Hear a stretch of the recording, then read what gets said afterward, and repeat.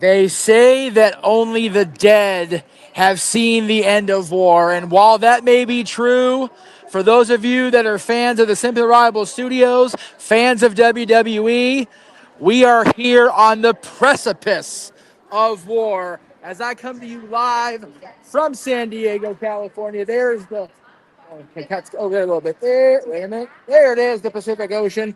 I'm going to do the whole Netflix thing. I'm really going to walk us into this stadium right now. We are coming to you live around the world on the Sin Reliable Studios YouTube.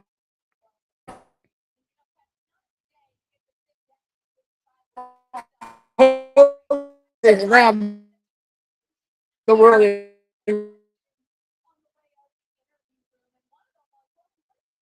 Because they're doing their thing, I'm doing my thing. But ladies and gentlemen, on behalf of everybody at the Simple Reliable Studios, everybody at the Old Jeff Meacham Network, and everybody everywhere who's a wrestling fan, thank you guys for tuning in.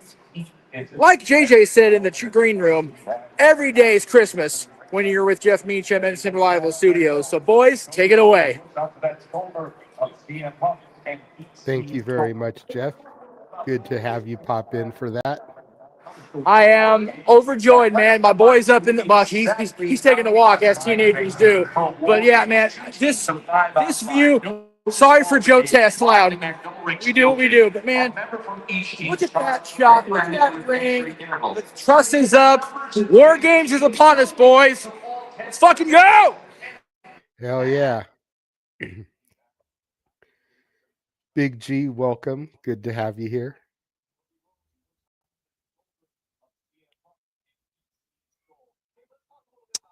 Glad to be here to call this Survivor Series War Games with you guys.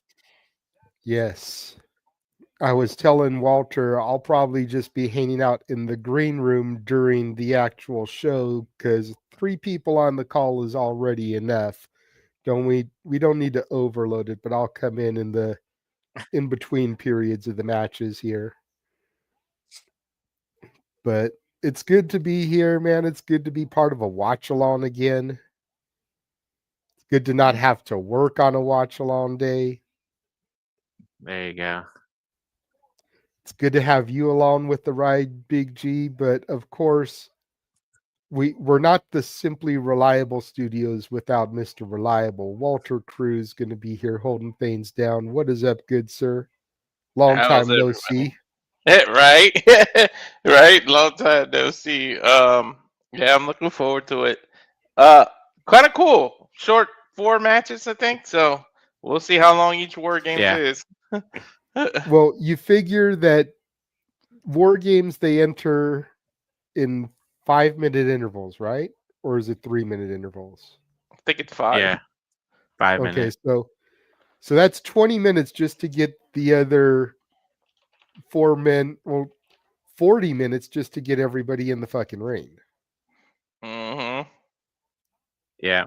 Because 2 men start. That's why I think it might be 3. I think the first 2 go at it for 5 minutes, then they come in every 3 minutes after that. I think so. You're right. Yeah. That makes more So, sense. That's right. still, It's only the first one's 5 minutes. You're right. That's still 25 minutes to get everybody into the ring. Then we can get a decision.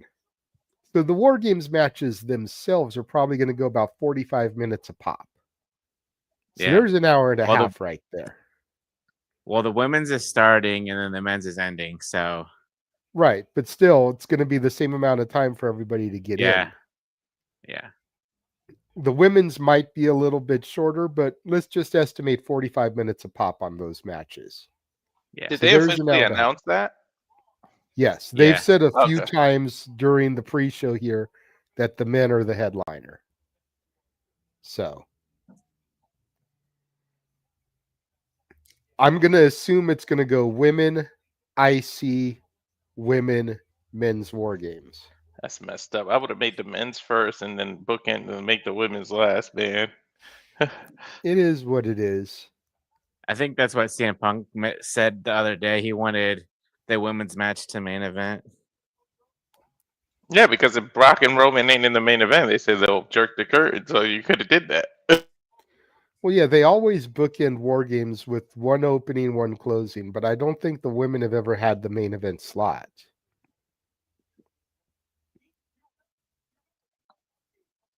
Not that I can recall. So, but yeah, it's going to be about a 2.5, 3 hour show. There's going to be enough commercial breaks. There's going to be backstage promos and shit. Like I was saying, about an hour and a half for the 2 War Games matches. The IC title match, probably about 20 minutes for Cena and Dom, maybe about 15 for the women's title. There's another half hour or so right there. So there's 2 hours of actual match time. And then, of course, hype and promos and prime spots and shit, celebrities in the crowd. They had Chewy Martinez from Evolve in the WWE store here. I don't know if you guys have been watching the pre-show, but there's a special limited edition San Diego WWE Championship spinner belt. Is that what Rey Mysterio has? Cool. Nah, that's just one of the legacy belts for the Padres. You can buy for all the sports teams, but there's like a spinner WWE Championship San Diego themed. It actually looked pretty dope. I'm not gonna lie. Hold on.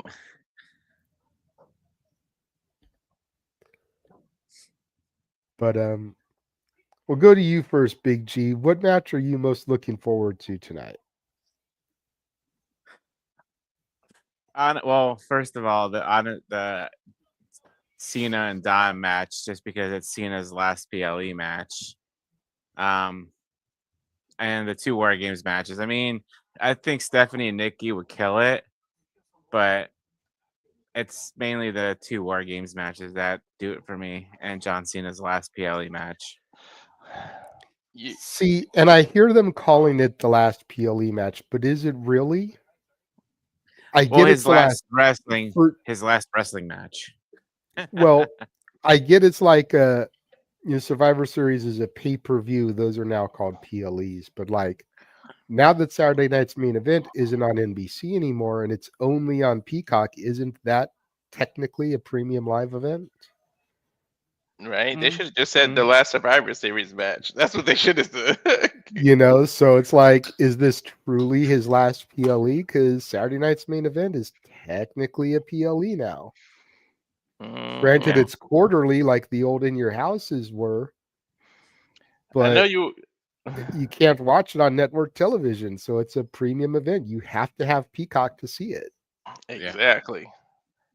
Is Peacock still $4.99? I know I pay a little more, but I pay nothing for it because I have it through Xfinity. So me too. And then I pay nothing for it because I have it through Walter. You're giving out the secrets, JJ. You were having difficulties during the prediction, so I said this. But I kind of wish the tournament was over already. I agree. I did hear you say that. I was able to watch the stream and participate in the comments, but my connection just was not holding up to actually pop in for shit. Yeah. For those that didn't watch, I said that if the tournament was over, you could have had whoever was in the finalists screw Cena out of the title and let Dom win it. Then his final match would have had an extra oomph on the Cena side. It would have made more. It would mean even more. He needs to get revenge now. But okay, so we all know it's Gunther versus Jay in the finals. That would only make sense. That would only make sense if Gunther won the tournament, because Jay is still in the main event. He's in the War Games match. Yeah. So if Jay did that, screwed Cena, then entered War Games with the baby faces, that wouldn't make sense from a storytelling perspective. Mm-hmm. But like I was trying to say yesterday, like everybody has it set that Gunther is going to be Cena's final opponent. And while that's a fair assumption, let's not forget the storytelling. Jey Uso defeated Gunther at WrestleMania to become World Heavyweight Champion. So he's already beaten Gunther. Yeah. Him beating Gunther again is not out of the realm of possibility, even though WWE traditionally likes 50-50 booking, so Gunther getting his win back. But then let's also not forget the final shot that we saw of the Royal Rumble this year. After Jey Uso eliminated Cena, and Cena was like showing him all the fans, like, these are your people now. Yeah. That could have been foreshadowing. Jey Uso could very easily be his final opponent.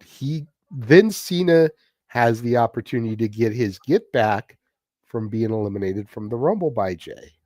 True. And Triple H is a fan of storytelling, so I could see that being the way they go. And then, even though I don't think it'll happen, so let's not jump down my throat, but someone mentioned on Simply Predicting, we could also get The Rock coming in and screwing Cena to help Jey because of the whole part 1 final boss gimmick and part 2 Cena turning back babyface after turning heel to help in line with The Rock. Yep, my son made that comment too. Yep. It's a possibility.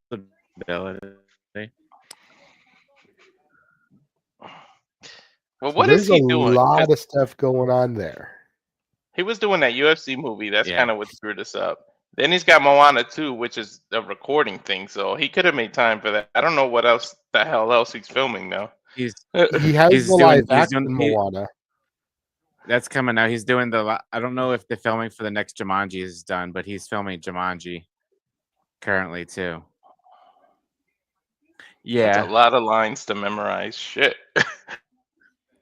And Well, then to your point though, the Moana 2, he just has to come into a studio and knock out dialogue. He doesn't have to memorize that shit. well, That's He can read Moana that off 2 the already script. Moana 2 already came out. I think Yeah, that's Walter true. just meant the live action Moana, but that's already in post production. They already got the Mm. they had like the teaser trailer come out already. So Yeah, Oh, I wow. He seen is the working- trailer. yeah, he's working on Jumanji. And I'm sure after that, I'm sure he's got another project going on too. The man's just so freaking busy right now. I think that's not a bad idea, JJ, but I think wrestling is so far behind with The Rock right now. He wants to focus on his Hollywood career and try to I don't know how well Smashing Machine did, but he's probably getting to his like Oscar phase. That was the only benefit to us during that writer's strike, because it freed him up. He couldn't do anything, and then we saw him, and it was like, damn it, when the writers took off strike, and then Yeah. started happening, he had to re-sign to all his projects. Yeah. Mhm. Like, Smashing Machine did horribly at the box office, Yeah. but that doesn't mean that it won't see a bump come award season, Award because season, yeah.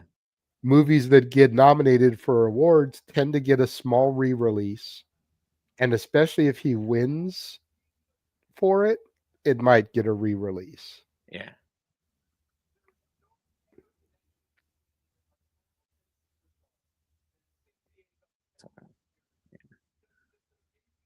They're talking to Rey Mysterio right now at the desk. Yeah, I see that. They got that on there.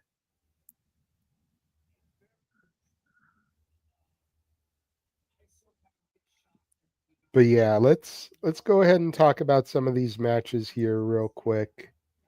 A little bit more. I don't see the Dominik one loaded in here, so I'll load that real quick. Was it under Snyder? There it is. Yeah, it says you missed it. It was between 640 and 650. Oh. It might not let me. Hold on. 14 Windsor Street. What was it going?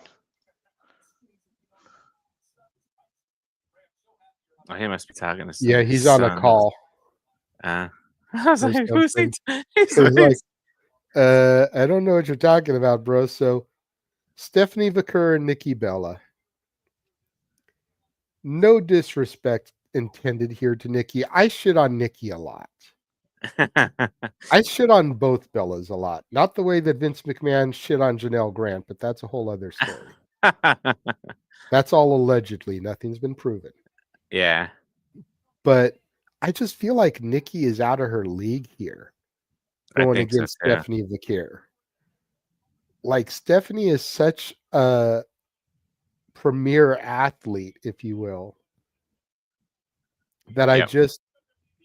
I don't think Nikki has a realistic chance.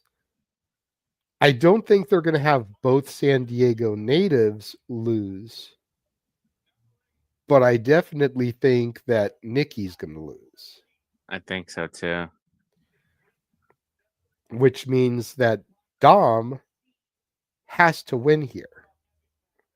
Because regardless of if it's Jey Uso or Gunther, neither one of them needs the Intercontinental title. No, not at this point in their not in this point in their career, especially Gunther, because that would be kind of not really a demotion to him, but like he already proved, that he is the longest reigning IC champ in modern history. So Exactly. but yeah, It's unnecessary at this point. I would consider it a demotion. I'd consider it a demotion for both of them. yeah, because they both won the world title just this past year. Mhm. But It's yeah, like, granted, Jay's reign was short with it, but at this point, it's unnecessary, I think, since he's been to the top of the mountain. yeah, Both of them need to just stay in the main event scene. I agree. And I think with Cena having won the title in Boston, in his home, it only makes sense to give it back to Dom in his home. In his home, yeah. Then we go to the Women's War Games match. And I mentioned this in the comments last night on Simply Predicting, but I think they missed the boat here by not putting Tiffany Stratton and Jade Cargill in here. Okay. As cool as having AJ in this match is, I would have rather seen her and Becky fight one-on-one again Mm-hmm. and put Jade and Tiffany in here. Yeah. Because I could see Nia and Lash hooking up with Jade and kind of redoing the baddies thing that she did in AEW. That's right. Yeah. And everyone still criticizes Jade's wrestling. Putting her in a multi-person tag match like this gives her an opportunity to accentuate her strengths and hide her weaknesses. True. True. And Tiffany, with that prettiest moonsault ever, gives her an opportunity to have a show-stealing performance. Yeah. But I wonder if Tiffany's taking time off because I haven't seen her in the past couple of weeks since she's I lost haven't the either. title. So maybe that leg injury or knee injury, maybe she's just taking time to rest up. Possibly. And then over on the men's side of things, the only reason I could see them doing this last is if there's going to be a huge, like, something coming out of this. Yeah. And the only thing that I could think of that would be big enough, and y'all may think I'm crazy here, Go ahead. I want to see what you're going to say. I might be thinking the same thing. Brock turns face. Okay. I think everybody's expecting someone on the babyface side to turn. But if you look at the babyface side, Punk, the Usos, Roman, all connected to Paul Heyman. OGs to Paul Heyman. You're Even right. Cody, who granted Cody was never a Paul Heyman guy per se, Mhm. but Cody has talked before in interviews, both in ring to Mr. Heyman and in like his what do you want to talk about show Mhm. about how Paul Heyman and ECW gave Dusty an opportunity to make money when Dusty was struggling to make ends meet. Yep, I remember that. So I could see Brock turning and just aligning with all the people that used to be on Heyman's side. And it's because I had heard a rumor that OG Paul Heyman guys or original Paul Heyman guys was copyrighted. Like they got that trademarked. As far as WWE goes, Brock Lesnar is the first Paul Heyman guy. Right. Yep. So it doesn't make sense that he's on the other side, except for the fact that Brock is better as a heel. Yeah.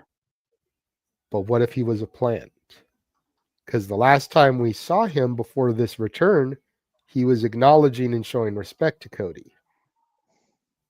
Right. Yeah. So what if he was brought back by Cody to kind of, be a double agent, if you will? There was that respect factor. The last time they had a rivalry too. That's what I'm saying. The last time we Mhm. saw them, Cody beat Brock and Brock showed his respect to Cody. Yeah. Just weird. Noah said something that made me. I picked the heels, and then he said it's Dusty's match, and then I got to bet Cody win it. And I was like, damn it! No, I should have picked the faces, but I usually stick to my gut, and I still kept the heels, but I'm probably wrong.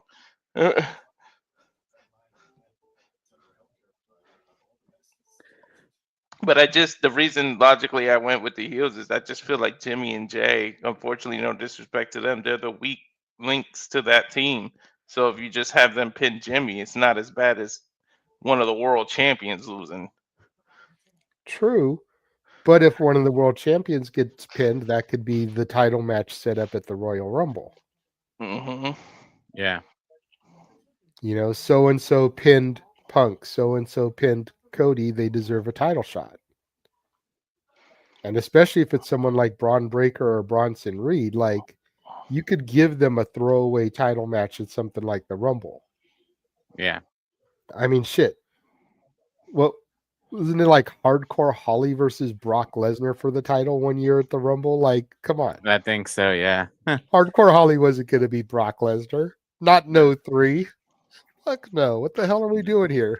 Get this off my screen. Right. So, Bronson Reed, CM Punk, Bronson Reed, Cody Rhodes, like that. Could be a good little throwaway match. And then you get them out of the Rumble match, too. Yeah.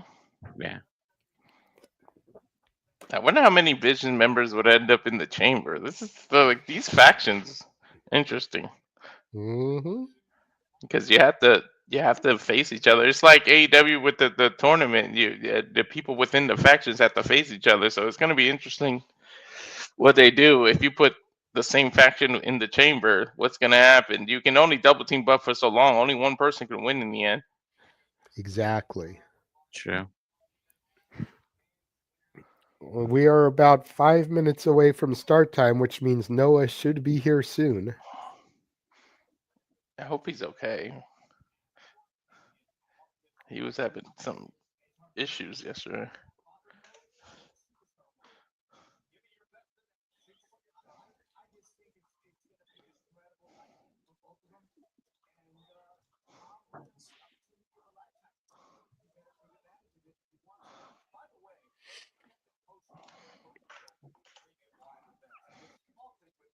There he is. And say his name and he appears. We believe in Noah Foster. Hello. Woke up to this. Anyway, it's all right. Hello, everybody. Good to see y'all once again. Welcome to Cinema Studios. We bring you coverage of Survivor Series from San Diego. Hope everyone's doing all right. 4 matches on tap, 2 War Games matches. Nikki Bella versus Vaquer, John Cena's final PLE match ever. I'm sure you've already covered it in verbatim quite a bit. Good to see you once again. Again, if everyone wants to dictate the conversation in the chat, super chat, pay by the passions. It's truly as simple as that. Big G, first and foremost, it's been good having you on the commentary booth lately. I really enjoyed engaging with you. How are you feeling about tonight, my friend? I'm doing good. Pretty excited about the 2 War Games matches. So we got that. And I mean, the other 2 matches aren't too bad either. Like you said, John Cena's last PLE match. And I mean, Stephanie Vaquer versus Nikki Bella should kill it as well tonight. And of course, Walter, like we talked about before, it being John Cena's final match facing Dominik Mysterio, the history going back with the Guerreros and the Mysterios with the GOAT of all time. Of course, this time now we're on Dominik Mysterio's home turf. Talk about an away game versus a home game. For the first time in who knows how many years, the Ohio Buckeyes finally beat Michigan. So how are you feeling about the Intercontinental Championship match, Walter? That's one of the ones I'm looking forward to the most, aside from the working matches itself.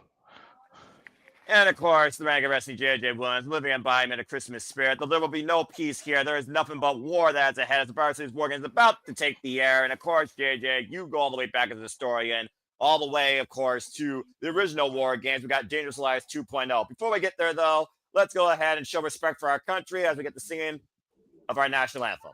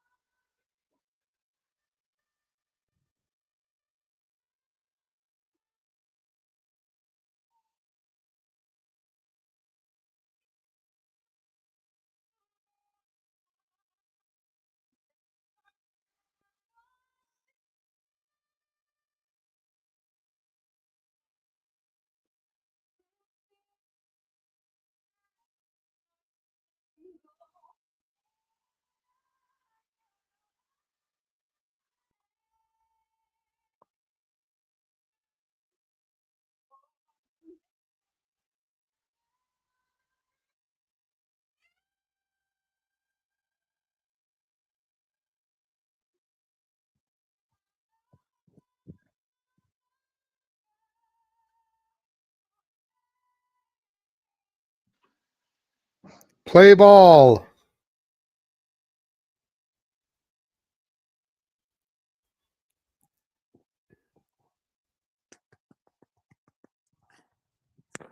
An amazing rendition brought to us today by Cassie B as we bring you into tonight's PLE. Ladies and gentlemen, Simple Marble Studios community, this is Survivor Series, and this is War Games! Let's go ahead and get into this freaking thing. As, of course, I got the cold opener here. Shout out to everybody in the chat. Egg, Nathan Banks, Charles Shaws, and Kamasiku to us, and of course, everyone else that is watching. If you are watching for the first time, please like, subscribe, comment, tell a friend. For the duels of the biggest shows, PLEs, pay-per-views, and specials for WWE, NXT, AEW, ROH, TNA, and other independent promotions, Kuma Not Limited to HLG, GCW, JCW, New Japan Pro Wrestling. A beautiful day as we look at Petco Park across the San Diego downtown skyline, where Jeff Muddy from Beachum, Dominguez and the Tiller are also there live. Capacity crowd on hand. We certainly will not be playing ball here, but I'm certain someone's going to strike out and hit a home run. Championships are on the line, and we go to war tonight with both the men and the women. Sure to be a hell of a night. As, of course, the voice of WWE, Michael Cole. Shout out to New York State of Mind, BK, also in the chat. A lot of people free roaming right now on the floor. Yeah. Still and again, entering into the arena, to the ballpark. Well, then, you know, they always got to do like the little entrance spots. And there you, of course, see Team Rhea Ripley, Io Sky, AJ Lee, Charlotte Flair, Alexa Bliss, who, of course, have the advantage tonight in the women's War Game match. They're decorating the tree. My fat ass right there stuck one of the candy canes off and ran back. the opposite side, Team Auska, as it's being known, Kabuki Warriors, Bougie Bitches, Lash Legend, Nia Jax, and the man Becky Lynch. Also online tonight, the Women's World Championship, La Primera, Stephanie Vaquer takes on WWE Hall of Famer Nikki Bella. Learning the hard way, there are no friends in this business, just checks and championships. Exactly. And San Diego's own Triple A Mega Campeon Dominik Mysterio looks to re-seize his gold from the GOAT in his final PLE. Dom cleans up nice. That was a sharp suit he was rocking. And I'm about to say, dude knows how to clean up, but get ready to get messy, dirty, and violent because you hear the sirens. It's not Scott Steiner, but holla if you hear me. We are officially descending into hell as we kick things off with a War Games match. This is going to be fun. Oh, yeah. As, of course, we got our cold opener here, as always. And again, like I said, JJ, War Games going back to the original brainchild of the American Dream, Dusty Rhodes, baby. And, of course, Paul Heyman, Paul Ellering, Paul Heyman creating this Dangerous Alliance 2.0 that I'd like to point it out. He's got a hell of a team of killers, honestly, but we're literally talking to somebody on the opposite side that was born into this business, going into the brainchild of his father. Do you think that gives Cody Rhodes and his crew an advantage? Slightly. A slight advantage. I believe there's more people on Cody's team than on Heyman's team that have War Games experience. And experience in these type of things means everything. And, of course, you would be correct on that. But we got to also talk about right now, Big G, who's the quarterback, who's the captain, who is leading this, who do you acknowledge as the front man? We saw that face-to-face with Roman Reigns, CM Punk, and Cody Rhodes on Monday. It's almost like Roman was brushing it off, saying he's been in this war. Cody's just a new member joining in. CM Punk and Roman, of course, were part of last year's War Games. When Roman basically owed CM Punk a favor, we saw what that led to at this year's WrestleMania. So, again, do you think that Roman, for the sake of his family, will play ball with CM Punk and Cody? Or will he make it about himself? So. Well, they did an exclusive interview earlier with Roman, and Roman said if they want to win, they need to listen to Roman Reigns.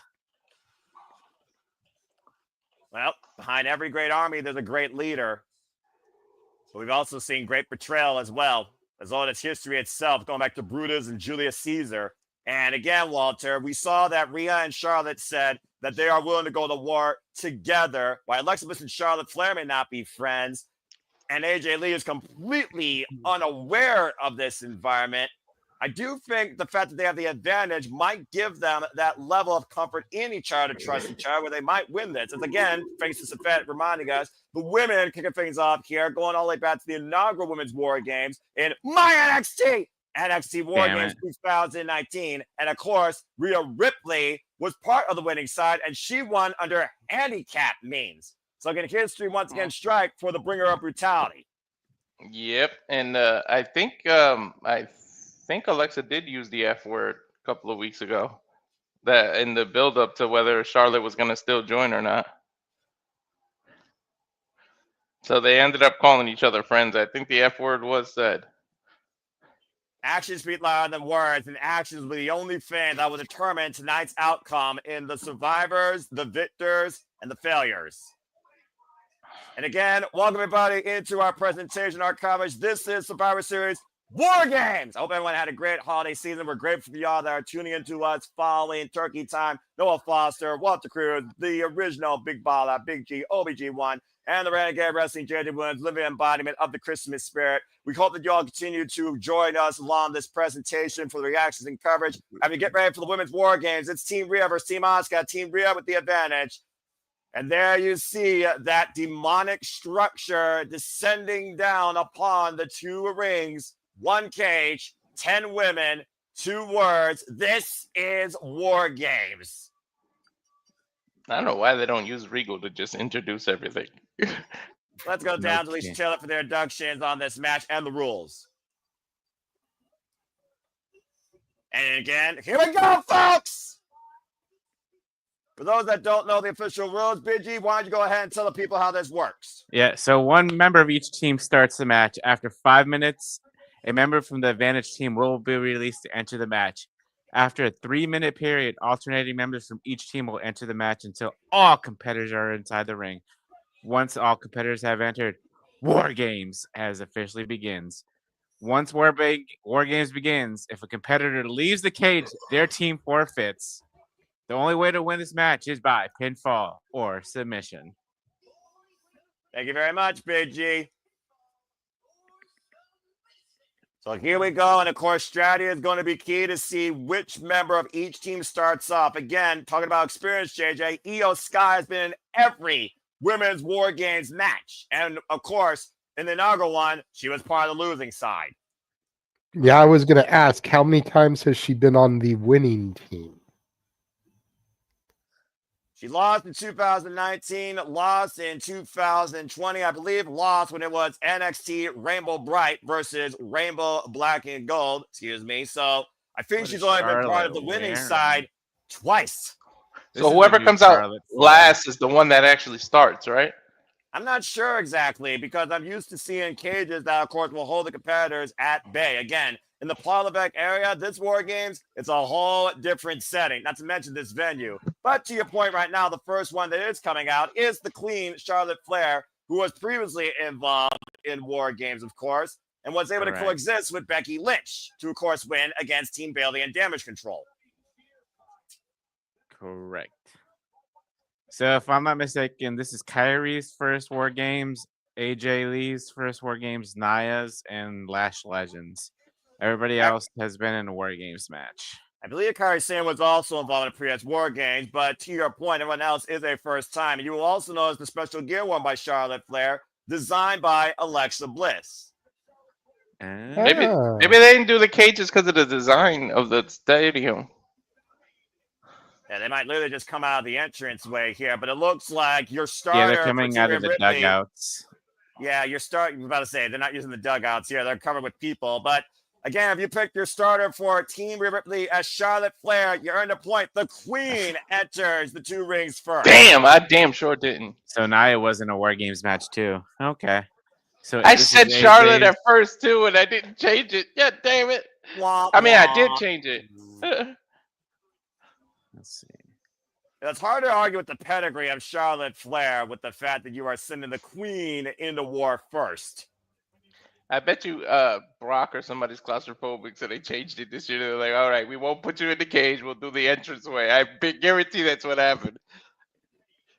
Well, hindsight's 2020. Uh-oh. The Empress of Tomorrow.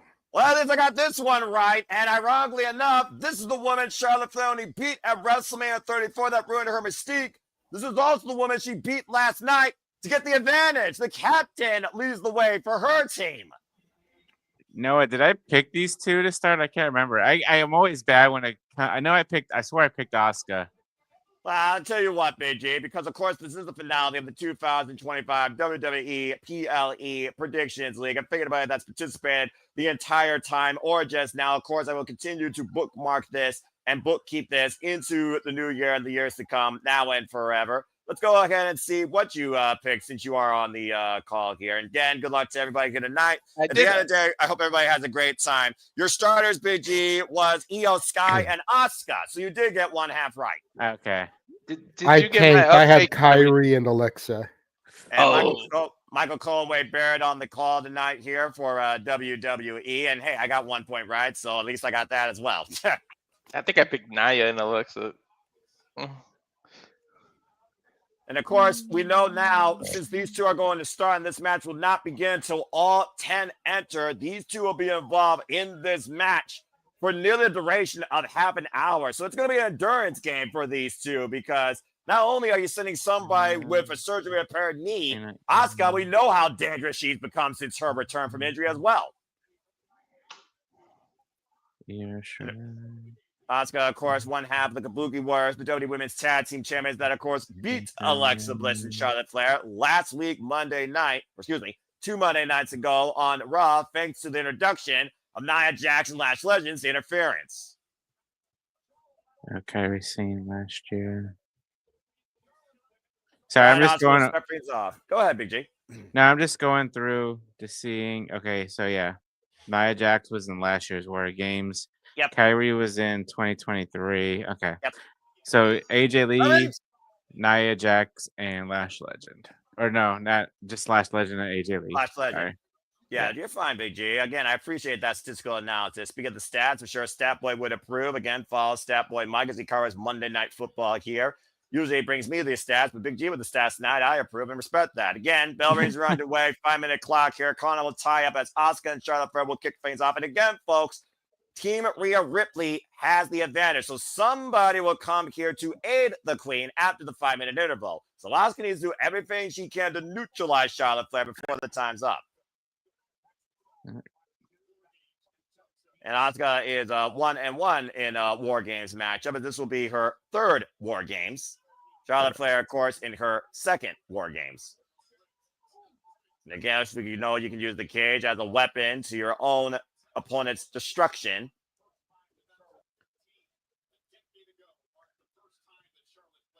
And of course, we talk about the first time that Charlotte Flair beat Auska. The first time she appeared in Survivor Series was 2015. The Queen returning to the stage to introduce The Undertaker a decade later. What happened here? What's going on? And right now, Auska with the side headlock to Charlotte Flair. Oh, okay. Oh, good. I want to make sure you're all right.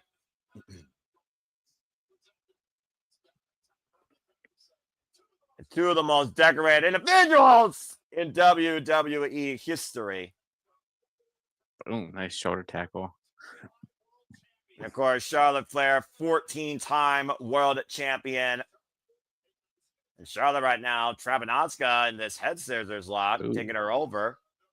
Bit of modified offense here, disorientating the Empress of Tomorrow. Of course, Auska still undefeated in NXT history. Reigned as NXT Women's Champion for 526 days before she vacated it with a call up to the main roster. Correct. Using the roster advantage, attacking the non-surgically repaired knee. And the Kawada kicks to the side of the head. Are you surprised, Big G, at all with the starters here in this matchup? I'm not surprised at all. Like you mentioned, like I'm sure everybody's mentioned, these two great female competitors have a lot of history dating all the way back to WrestleMania 34 when you mentioned Charlotte beat Auska that way Auska please stop bringing that up. You're going to piss me off. Sorry. It's in the history books. I can't help it. It's triggering. Exactly. It's very triggering. No one knows. Let's go ahead and trigger your mindset. Oh, man, what a rise the knee just knocked out the Queen. Let's go ahead and trigger your mindset. Ooh. You've been on Asuka's case about winning a PLE, let alone a WrestleMania, getting revenge against the Queen since WrestleMania 34. So what do you think Auska needs to do as captain of this team to not only get the better of her greatest rival, but Rhea Ripley and company, knowing that Team Rhea is going to bring another person in here shortly? Yeah, just do what she does best and keep these kicks going, keep grounding. You might want to, you can't pin Charlotte right now. Knock her out. Do something. Mist her. Take her out of the action so it just goes back to be one-on-one. You know she had the mist in her throat already. Oh, yeah. You want to say that towards the end of the match. You don't want to... You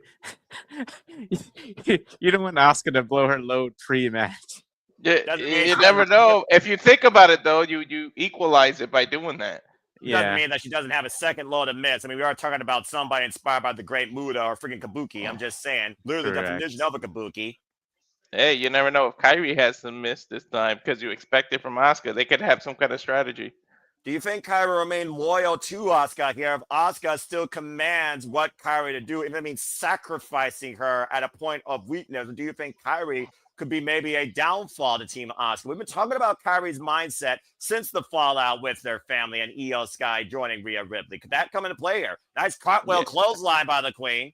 I believe Kairi is very loyal. I like this new outfit by Charlotte, by the way. It's very Alexa Bliss inspired, you can tell.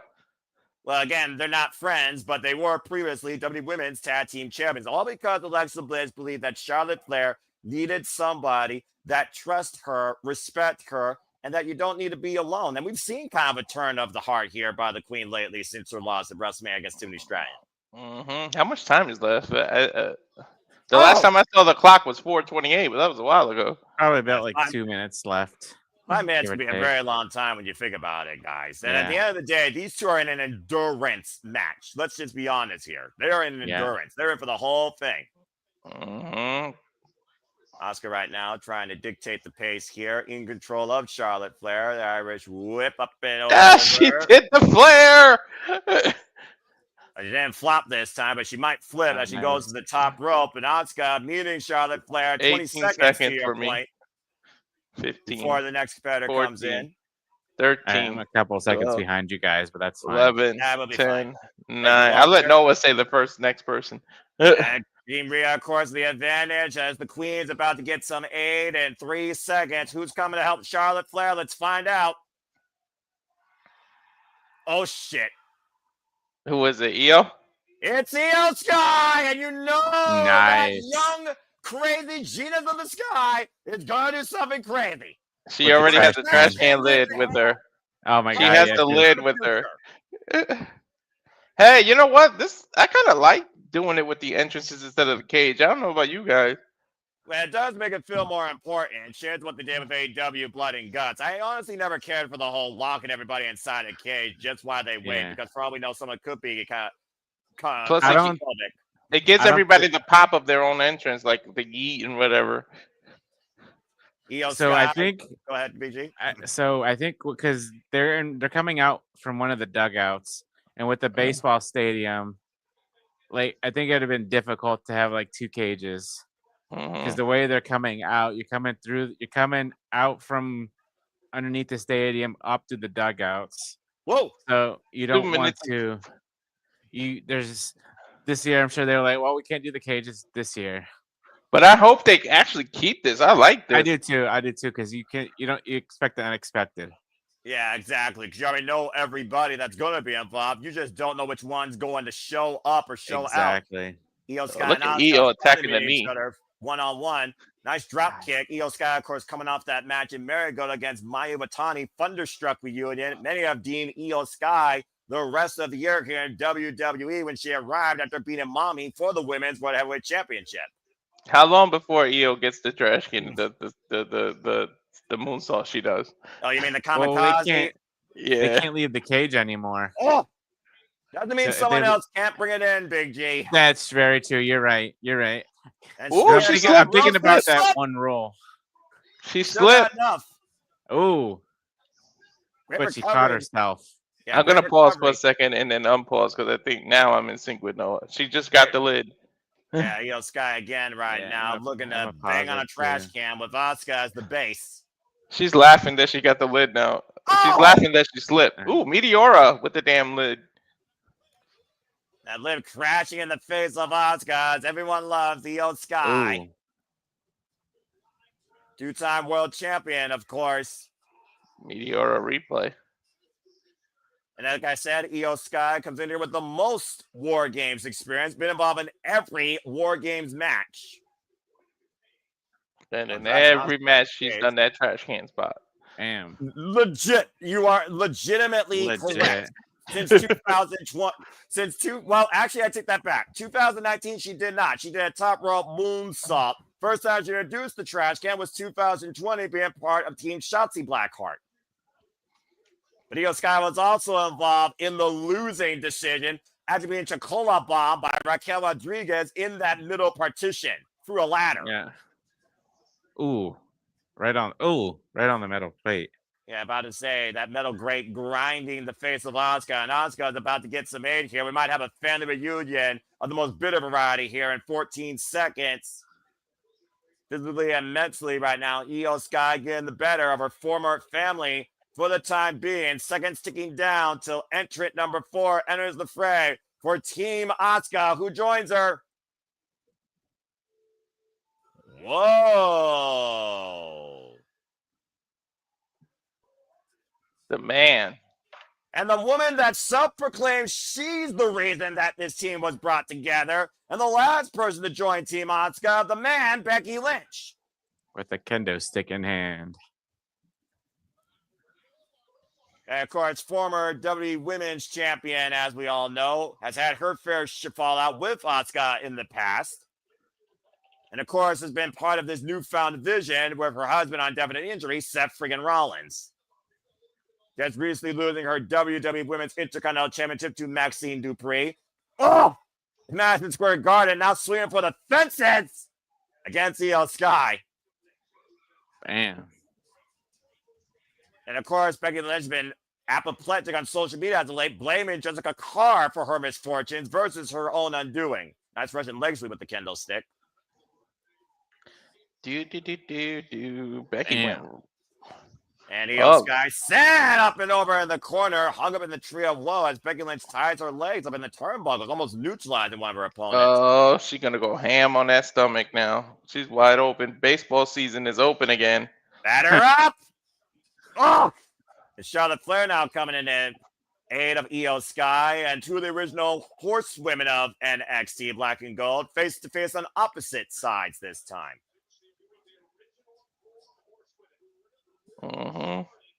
Really started this women's evolution as we talk about here. Becky's trying to give her pinky to Charlotte, the 4 horsemen. Charlotte did just put the 4 up. About to say, may I remind you, the man came to existence because they wanted to get out of the Queen's shadow at SummerSlam. I'm just saying. There's no love lost with these two. Becky owes Nia for that. About to say, Becky and Charlotte Flair also shared a one-on-one match at Survivor Series in the name of bragging rights, and Becky did get the better of the Queen. Auska now coming to Becky's aid as we got a double team here. And right now it is 2-on-2. So again, this is the best chance for Team Auska to take advantage. This is so weird that the faces have the advantage. Not the first time, though, in history. And again, the women's with the face advantage have won before. Exploders and a bat drop there. Faraway slam, excuse me, by the Queen and the man. They're gonna fight. They're going to fight forever. Let's be honest. Damn. Charlotte Flair and Becky Lynch will never see eye to eye again based on their past. They've shaped each other's careers, we're being perfectly honest here. Going all the way back to NXT.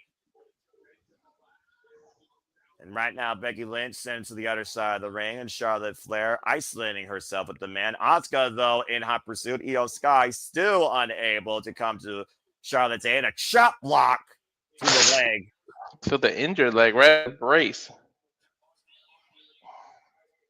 And of course, Hey, Becky and Auska have history too. Remember, Becky gave her the title due to pregnancy when she won the Money in the Bank. Yeah, WrestleMania 36, also, of course, that time of year where Becky Lynch, unfortunately, Big G, beat Shayna Baszler. The man has beaten everybody possible in this company, believes there is nobody on her level, and everyone is in her shadow. Yeah. 10, 9, 8. Are you in sync? No, Yeah, it's 6. Walter, go ahead. 5, the next person for 4, Ripley. I'll let you 3, take this one. 2, 1, and Who we got? Alexa Bliss. The only friend of Charlotte Flair this calendar year. And her tag team partner, Little Miss Bliss, Alexa Bliss. Ooh, she looked dark. And it was 1-0 in War Games. Ooh, that's a little bit of a troop to get to the ring. She's running, but whew. That's not as long as the Royal Rumble way, but I do see what you mean. We're not running bases here. We're running into battle. We're running into war as the 3-minute clock once again sets itself back up. Auska, Alexa Bliss. Walter, what are you at on your timer? 2 minutes and 50 seconds. Oh, STO by Little Miss Bliss. You might have to hit go live. Sometimes it does that. I'm about to say, we're in pretty much good sync here. Yeah, guys. I'm at 240. Right. I'm at 240. Yeah, we're fine here. All right, 2 seconds is minimal here. Drop kick! Bam. Taking Auska down and stepping it over Auska. Now Little Miss Bliss going to aid her friend. Again, they're not friends, but you call it what you will. I'm sure they're Alexa friends in Bliss, real life. Okay. You know, what is kayfabe anymore? Unless your name's right. Yeah, oh, man. Slapping the holy crap out of Becky. That stiff knee right between the eyes, though. It's funny. All 3 of those women in that ring right now have all history in NXT in one way or another. Of course, Alexa Bliss was never NXT Women's Champion, but was a manager for, of course, the NXT Tag Team Champions at one point. Dragon Screw leg whip to Auska. Ooh, Auska took it crazy, twisting with it. Of course, that's a great way to tear all 3 ligaments in your leg. And right now, double natural selection coming. Double. Natural selection and blockbuster. Great combination by the former WWE Women's Tag Team Champions. There's the heart. They're friends. And of course, you saw that little girl in the audience, by the way, of course, during Charlotte Flair's entrance. Someone that has extremely inspired Charlotte Flair as of this year. If you followed Charlotte's, exclusives on SmackDown, former tag champions mounting Alexa Bliss and Auska and Becky in respective corners. Funny, no one wanted to cheer Charlotte when she came back. Then she got with Alexa. All of a sudden, she got the reaction she always wanted. Eventually, anybody can get a change of heart, and even the audience can understand that right now. As right now, Team Rhea Ripley is in firm control here. As of course, it is 3-on-2. Stop hugging it out and focus here. Taking in the moment. Just a car, by the way, on the outside of the ring. They want.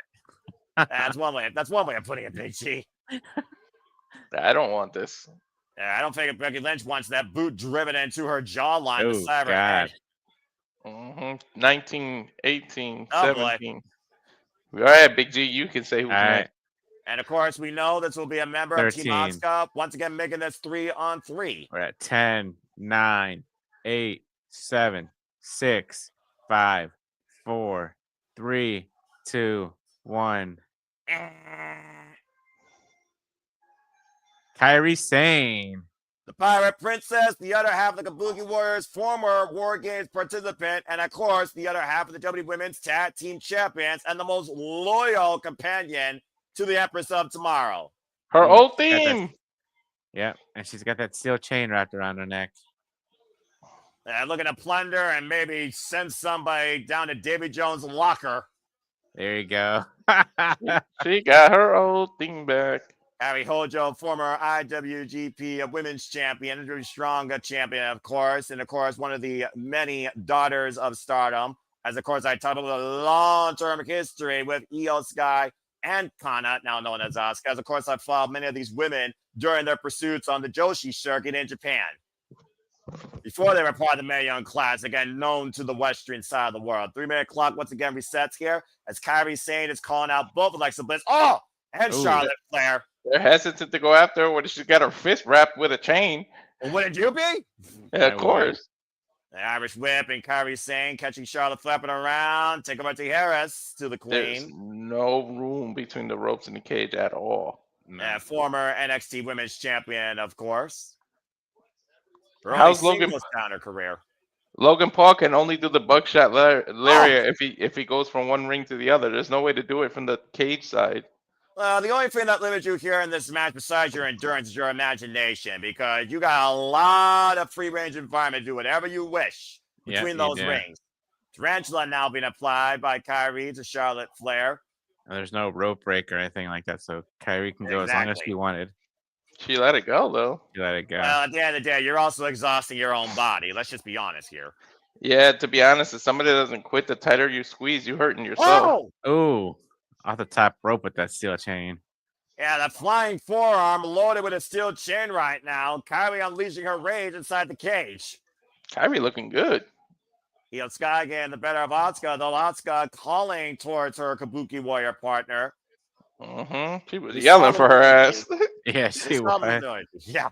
We saw the loyalty, of course, at Crown Jewel. Oh, man! Swing of the trash can lid right to Io Sky's arm. And this could be major trouble for Io Sky. Shotgun drop kick out of the corner by Auska. The bitter hatred of Auska towards Io Sky that goes all the way back. Bam. That camera angle right there. Batters up. That's the Wile E. Coyote camera. Yeah, you didn't need a BTR there. That was clear as day. That was a home run right there for Kairi.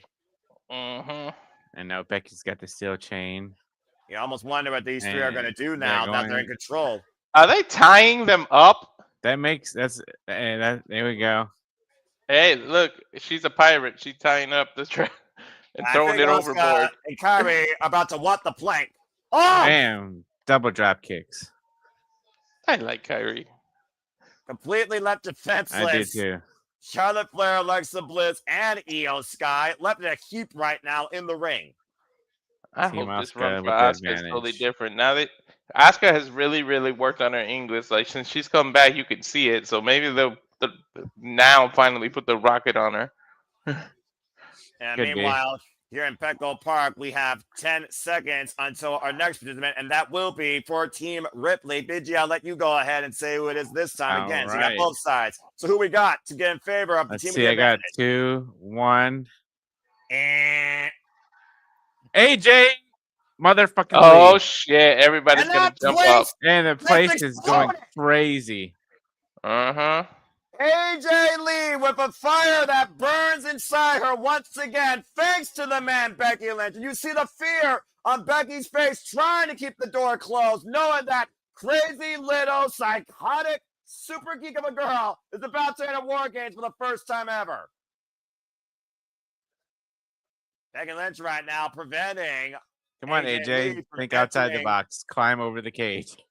What I'm about to say.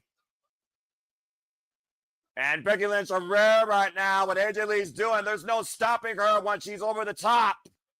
No. Becky's like, I'm out. She's like, I'm out.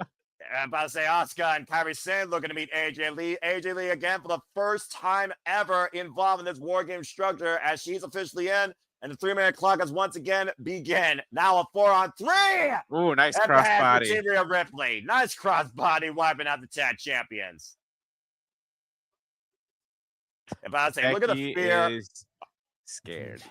Look at the fear on Becky Lynch's face. How fun is it to be tracked with somebody that's deemed psychotic? And of course, she's had a lot to say as of late to AJ Lee after that cheap attack on SmackDown joining Asuka's team. AJ Lee, of course, who was part of the reason that Becky Lynch lost her WWE Women's Intercontinental Championship against Maxine Dupree at Madison Square Garden. And of course, we saw AJ Lee in her first match. This is her second match, by the way, folks, since her return to WWE. We saw her in the mixed tag at WrestlePalooza against Seth freaking Rollins and Becky Lynch, incapacitating the man for the win. Yeah. Is it really smart to lock AJ is with her mentality instead of a cage? Well, if she's only got one enemy, I would say yes. Just make sure she's only in there in the ring with that person. The rest of you should be fine. Bottom line, don't piss off AJ Lee. You're probably going to get AJ versus Becky in a padded room match. I'm about to say, how about a straight jacket match? I mean, that makes more sense. There you go. I wouldn't be Kairi Sane surprised. right now. Is she mocking AJ her Lee. skip? It's not wise to mock AJ Lee. No. You can ask Nikki Bella about that. Damn. Oh, You can ask that stupid ass fan that superimposed a kiss on her. a drop kick there. Oh.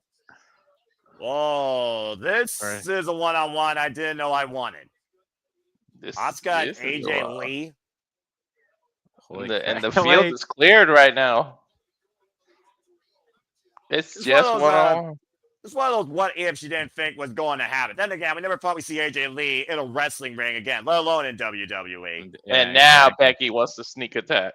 Of course. And now we got a 3-on-1 attack. Again, And, use the numbers in your favor. Neutralize who you think is your biggest threat, the freshest competitor. But again, it's still 4-on-3 right now in favor of Team Rhea Ripley. And that also, by the way, leaves just the captain on Rhea's side to enter. Yeah, Team Auska's about to get there. We're about to even it up now. Well, Walter, you're about to find out who that is between one of those bougie bitches. So I'll let you take this one because we're either going to get a debut or we're either going to get the Annihilator here in 8 7, seconds. 5, 4, 3, 2. It's probably gonna be the fridge. Let's see. And Yep, the fridge. shit. Why did someone open that up? I don't know. I like Nia. Not believe it or not, Nia's on my list. Well, your list is a list that I don't need to see. That being said, Nia Jax is definitely going to be a difference maker here for Team Auska. There's no denying that. No.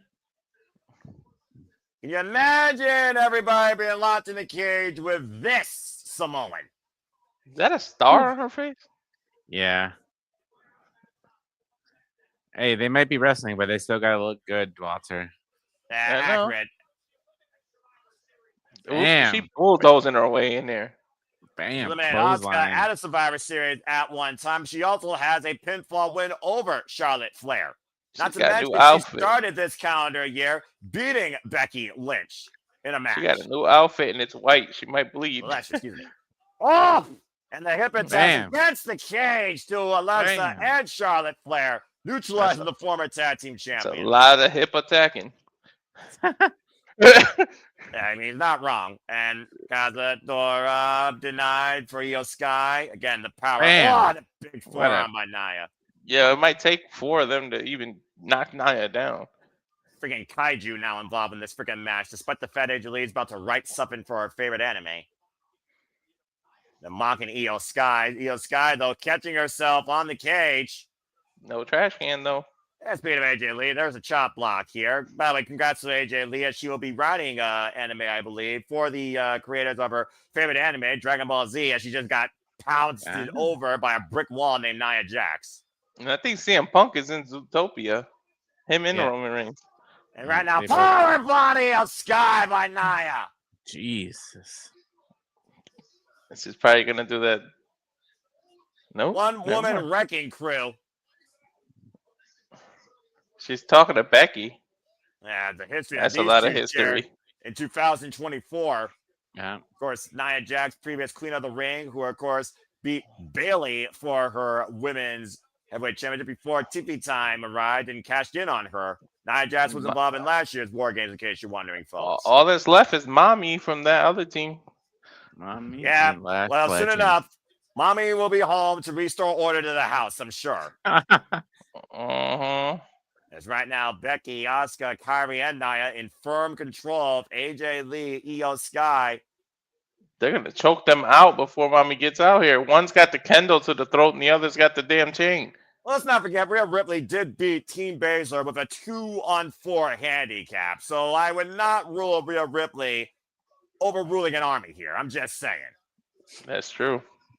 Auska driving that chain to the front of Alexa Bliss, braced against the cage. 19 seconds, and Oh, the boy. Mommy comes out. You thought AJ Lee was a major pop? Get ready for the superstar in WWE. I said what I said. To Walter's point, in 10 seconds, Mommy's Yeah. about to unleash her wrath. About 3, to rip the 2, brutality. Go ahead, Noah.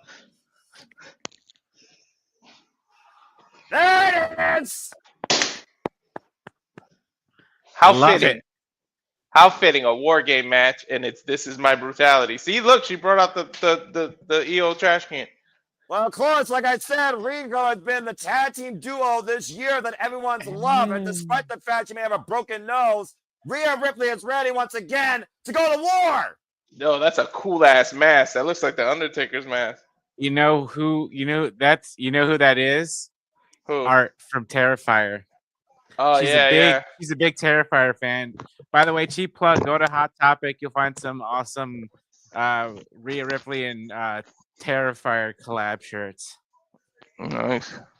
Doesn't surprise me, as Rhea Ripley was the one to declare war in the first place after Auska injured her with a DDT face first in the announce table.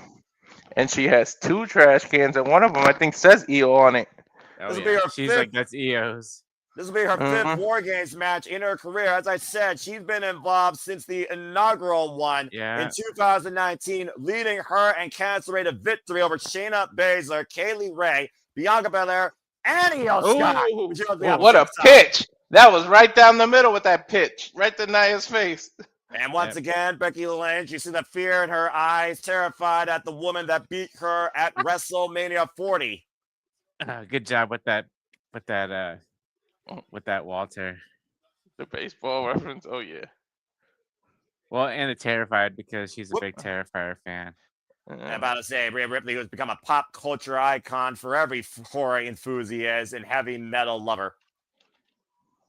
Becky Lynch right now trying to take the candlestick out from Mommy's hand. Mommy doesn't need it though. Bam. Short range clothesline taking down the man, and Rhea Ripley Another right one. now taking control of this match. Only one participant left before Bam. War Games officially begin. Nice back kick and hooking up Becky. Oh, face first.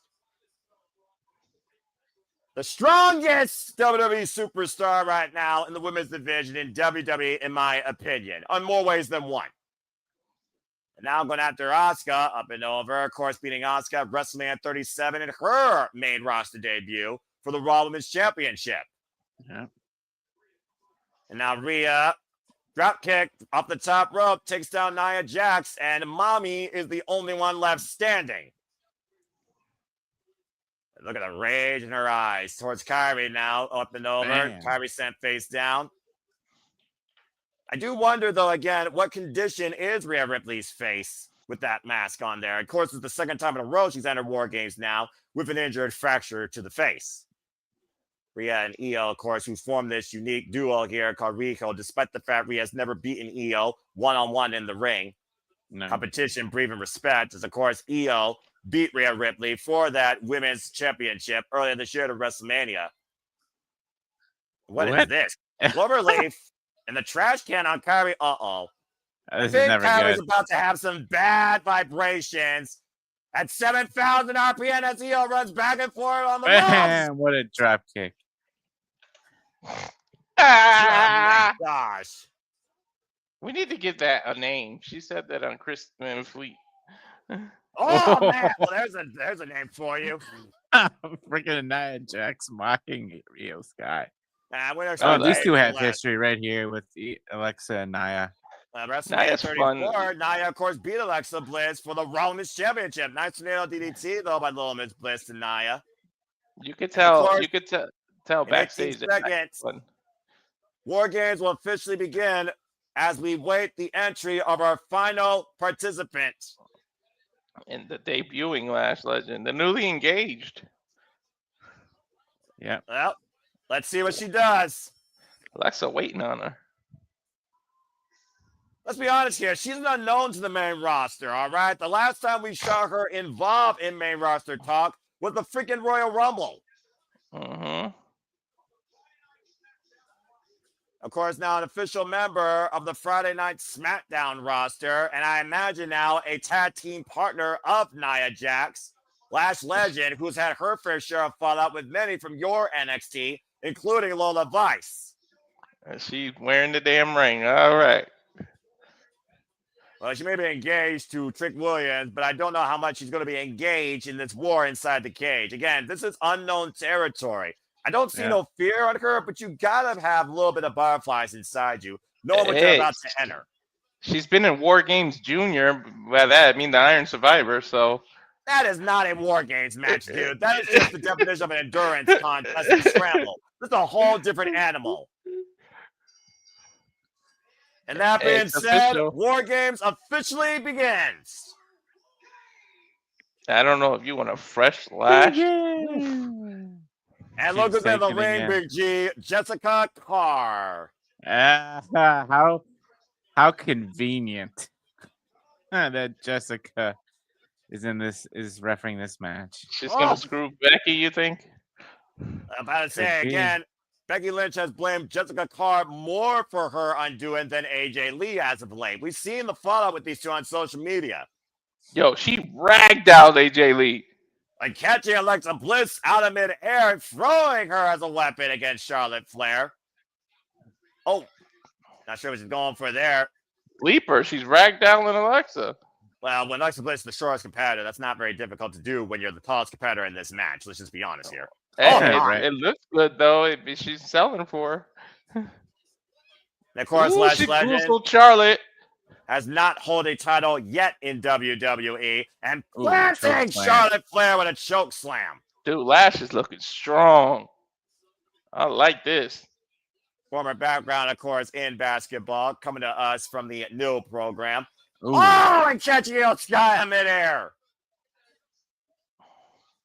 Talk about interception, and she's become the difference maker in this War Games. Uh-oh. This Here we is gonna go. be her test for real. Last Legend's only been involved in wrestling, folks, here in WWE, known as the Yo, Bougie that's Bully. so. Yo, Rhea's so fucking freaky right now Mm-hmm. with that smile and that hand wave and wear that mask. The pump kick. And right now, Lash Legend showing no fear, taking on the Eradicator of WWE, Mommy Rhea Ripley. This is power versus power here. This is your power bout of the night. Yeah, It's the it is. midsection. Lash is Chris showing no Snake. fear either. And hooking Rhea Ripley possibly for another choke slam. Rhea able to escape. Back elbow Ooh, strike back takes Mommy down. Ooh, a capoeira Oh. kick. Staggering her, but last on her feet and catching Mommy, planting her with a Power spine buster. Oh! Oh, God! pump kick. She got her with a pop-up power bomb. What a reach with a pumpkin to cover to win War Games and 2 counts. You ain't being mommy that easy. That Yeah, was a hell of a I pump can't wait kick, to though. play this.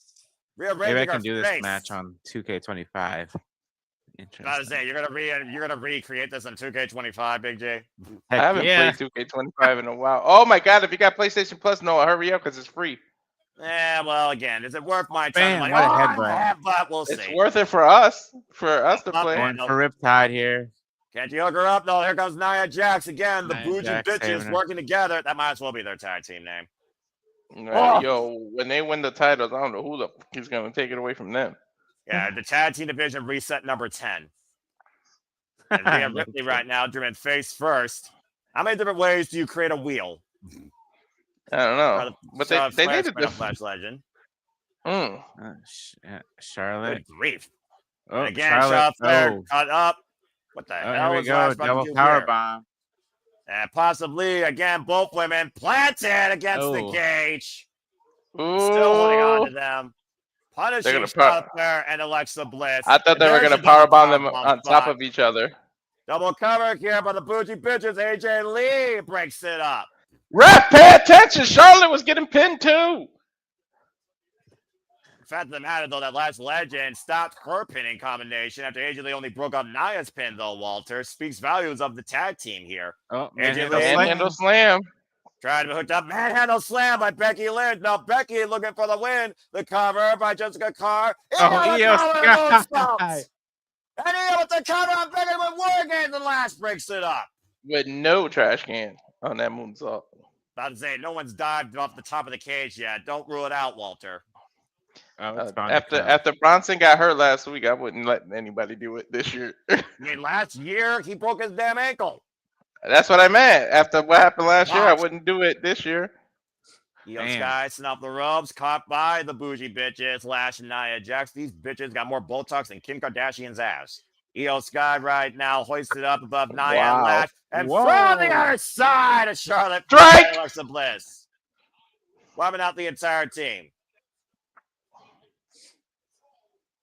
Listen, when you're bougie, I think you're overrated. And I think that you're way prima donna. And that's Honestly, the only one that really has Botox, I think, is Charlotte. You might be right. Who knows? Oh, here we go. Oh, wait. Oh, they're going to do that insane elbow combo with the chain. Insane elbow with the reverse DDT, saying bon voyage to Io Sky once and for all. Put away the past of their family. Double And pin. the cover by the Kabuki Warriors and Rhea with the save. That was smart to double pin, too. It was just Rhea who was there. Well, again, this whole definition of this War Games match developed with the fallout of Rico and the Kabuki Warriors. When you think about what happened at Crown Jewel, again, Kairi Sane sacrificing herself for Auska, and Rio got the win that night. Eventually, Kairi, I hope, realizes that what 5-on-1 situation doing for her. Captain isolated here against the entire opposite team here. Gonna go down fighting, gonna go down swinging here, but the numbers and the power are just too much. Now Charlotte Flair and Rhea Ripley trying to... Oh! It was smart! She waited and then... Oh! And think about who saved her. Charlotte Flair saved Rhea Ripley. Mm-hmm. And Lash Legend blinded now by Auska's mist. You fucked up, the crowd is saying. That's accurate here right now, as Lash Legend might be literally taken out of this equation. You see Nia Jax going to the end of Lash. There's no way for that blinding stinging miss. Charlotte Flair and Ripley taking over.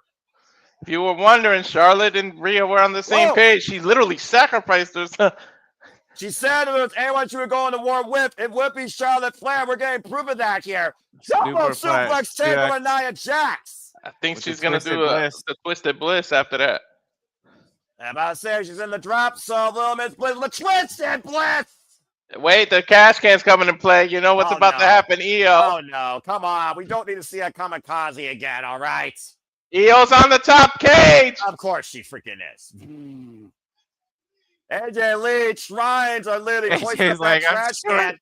I guess he's too short. Oh, there we go. Providing a booster seat up on the shoulders. And now Io Sky with a weapon in hand looking to be the destruction of Team Auska. She's putting it on. From the top of the cage, Io Sky once again armed for battle. I wonder if there's handles in the inside for her to do this. It has to Come be. on! Oh, she did a somersault. Somersault bomb by Io Sky. She could have landed awkwardly. She's covering everybody. Ref, pay attention. Swanson, Becky can't believe it. And right now, Becky, There you go, Sister Abigail. the last one left standing for her team. Whoop, Becky able to escape. Becky trying to find a way out of here. Oh, she escapes the cage. She forfeits for the team. Exactly. I don't think she gives a damn here. I think she just wants to get out of here. I think she just wants to survive, Big G.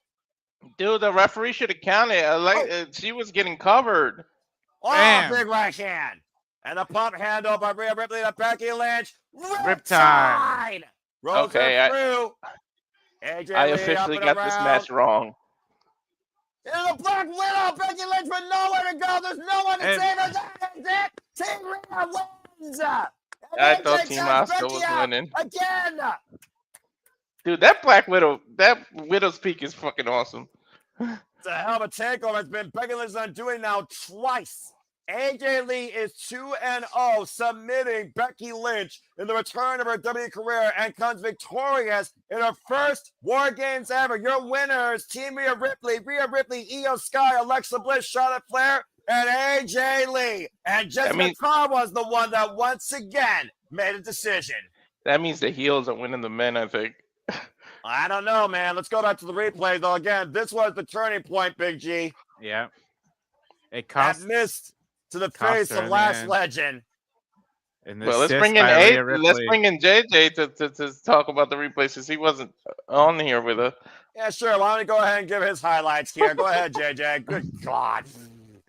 I'm with Walter. Why the fuck wasn't Jessica Carr counting the pinfall? Io was covering half the fucking field here. Apparently, the show does body weight distribution. Again, you gotta have the body weight distribution properly, and it wasn't there. And She Jessica was Carr wasn't in literally that ring. laying on top of like all the people. Jessica Carr was not in that ring. The referee did not consider anyone fully pinned due to bodyweight distribution. That's why Jessica Carr made sure when AJ Lee trapped Becky Lynch in the Widow's Peak, AJ Lee got the win for the team. She also missed Lash Legend's pin. She only counted Charlotte's. Either way, Lash Lash Legend broke Legend. her pin up. Speaking of Lash Legend, can we give that girl some props? She had a star-making performance when she entered this match. Oh Not yeah. bad. Oh, yeah. No doubt. No doubt. She was kicking some serious ass, and fucking even Trick tweeted, "I know she's not wearing that ring." Mm-hmm. It's like, hell yeah, she's wearing the ring, bro. Mm-hmm. She gonna not. That could have been a weapon. I was saying, I'm surprised you didn't use that. Great way to kick off War Games, though. Congratulations again to Team Rhea Ripley, the winner of this year's Women's War Games. And again, the babyface team with the advantage won, just like last time. Well, that was a good way to kick things off. Let's go ahead and take a look at some commentary real quick. And good to see Sandy, my great friend here. And coming up next, as we continue moving forward here, John Cena's 101st victory possibly at hand in his final PLE ever as he defends the Intercontinental Championship. It's the away team versus the home team as Dominik Mysterio looks to bring him the gold in San Diego. I'm gonna refresh my beverage here. I'll be right back. You're fine. Of course, they're doing the VTR here. Well, again, Big G, JJ, to your point, Lash Legend, yeah, not a bad debut, but at the end of the day, it was that inconvenient spot getting missed in the face and the concern shown by her partner and everybody for that matter. That kind of was Team Auska's undoing. Auska kind of screwed herself. She did. But again, you know, what a year for Lash Legend. Rumble and War Games and a call-up all in the same year. That's a pretty good debut. I mean, aside from not having a Mania match, like you can't really ask for much more than that. I'll give you that. Big things for Lash Legend, I think, for her career in the future. I'll definitely give you that, honestly. I do think we'll there is see an what upside. happens with her and Nia as a tag team. I mean, they could be the ones to ultimately dethrone the Kabuki Warriors. Now that we've got this written in angle, Auska blinded Lash. So there could be a little something coming there where Nia and Lash will now go after the Kabuki Warriors for the titles. Something! Why is something not a champion in TNA? Damn crime. That's a whole different conversation for another day. But again, it's not the first time we would have heel on heel dynamic. And you know Nia Jax is going to come back for blood after what happened to her partner, if that is perchance the truth here in this War Games match. The other question we got to consider, what excuse is Becky going to give now? And how much lash is she going to give Jessica Carr, who once again counted her in the loss? In this case, counted her in the submission. We'll have to find out. I mean, if this ends up developing into a story, that would be awesome. Because again, we talked about it, I think, on the Garden show about how Jessica Carr is trained as a wrestler. Correct. So if this leads into something where maybe we get Becky versus Jessica Carr down the road, that would be an interesting development. It would be. Again, I mean, Jessica Carr, like I said, most integral female official, the WWE 101 Ref Corp. And again, she is a trained wrestler prior to becoming an official. But she's also been Becky Lynch's undoing the entire duration of the fall season. Exactly. And I mean, hell, if Michael Cole can be undefeated at WrestleMania, then we could seriously, Noah, I'm sorry to make you choke, but we could seriously end up building to Jessica Carr versus Becky Lynch at WrestleMania. It'll be a far more competitive match, I assure you. With that being said, we got our commercial break. Fuck streaming services. We get ready now for the WWE Intercontinental Championship match, of course, with John Cena defending for the final time on PLE in a match for the final time on PLE against Mysterio. Second time ever, one-on-one encounter. Of course, it was in Boston. John Cena, of course, won the Intercontinental Championship, completing the Grand Slam in his sixth ever Intercontinental Championship match against Dominik Mysterio. A young boy, literally humbled by his better and by his elder. Oh, man. What's up, Walter? JJ, it popped in my head. You know how you could build to that match? How? You have Becky in the Rumble, and she does one of those things where only one foot touches the rope, but you know how the refs are outside? Jessica just says she's eliminated. Both her feet touch the floor, and she kind of screws Becky out of the Rumble, and then that can lead to the WrestleMania. I can see either that or the chamber. Yeah. Do a quick count on her. Well, she's got a month and a half to figure that out before Saudi Rumble. And that being said, folks, again, this is the last of the PLE of this calendar year. We will be back, though, for Saturday's main roster. Final match ever for the main roster. Yes, thank you.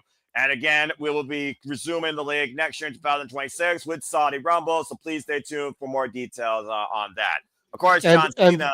Go ahead, and just as a technicality, Noah, because we were talking about this a little bit before you came, is this truly John Cena's last PLE?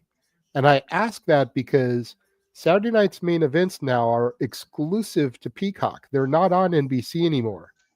So technically, Saturday night's main event is a premium live event. It's quarterly, just like the original In Your Houses were before that became a monthly thing. But you can't see it on free network television. You can't see it on cable. You have to have Peacock to see Saturday night's main event. So wouldn't that technically make it a premium live event? I think premium live event is anything behind a paywall that you can't find on television. So if that truly is the case of Saturday night's main event before they move everything to this crappy ESPN service, then I will give you that. Yeah, I will say that his last match in Washington, D.C. that we will be covering, of course, John Cena for the last time. John Cena last time is now officially last time. Will be then literally 2 weeks from today. I'll consider that a PLE. But as far as the major named PLEs, you know, the original Big Four versus Big Five shit. This is literally it. And Survivor Series has had a mixed history for John Cena, if we're perfectly honest here, whether it was traditional, whether it was championship, or whether it was, in this case, the mid-cards. Again, he's defending the championship for the last time, as far as I know, on PLE of this caliber. And he's defending against what you call Mysterio or Guerrero. Long-term history with both of those families, going all the way back to Eddie Guerrero and John Cena back in that parking lot fight. And of course, this is a game of home versus away. While Ohio finally beat Michigan after Michigan beat Ohio last year, John Cena beat Dominik in Boston. Can Dominik beat John Cena on his stomping grounds in San Diego and send another personal message, not only to the C Nation, but literally to his father? And by the way, I feel like WWE missed the boat because look, I love Dom. I love the IC title, but you haven't had traditional Survivor Series on Survivor Series in years. You should have did Team Cena versus one of his big rivals, and you could have just did it, and they could have had fun.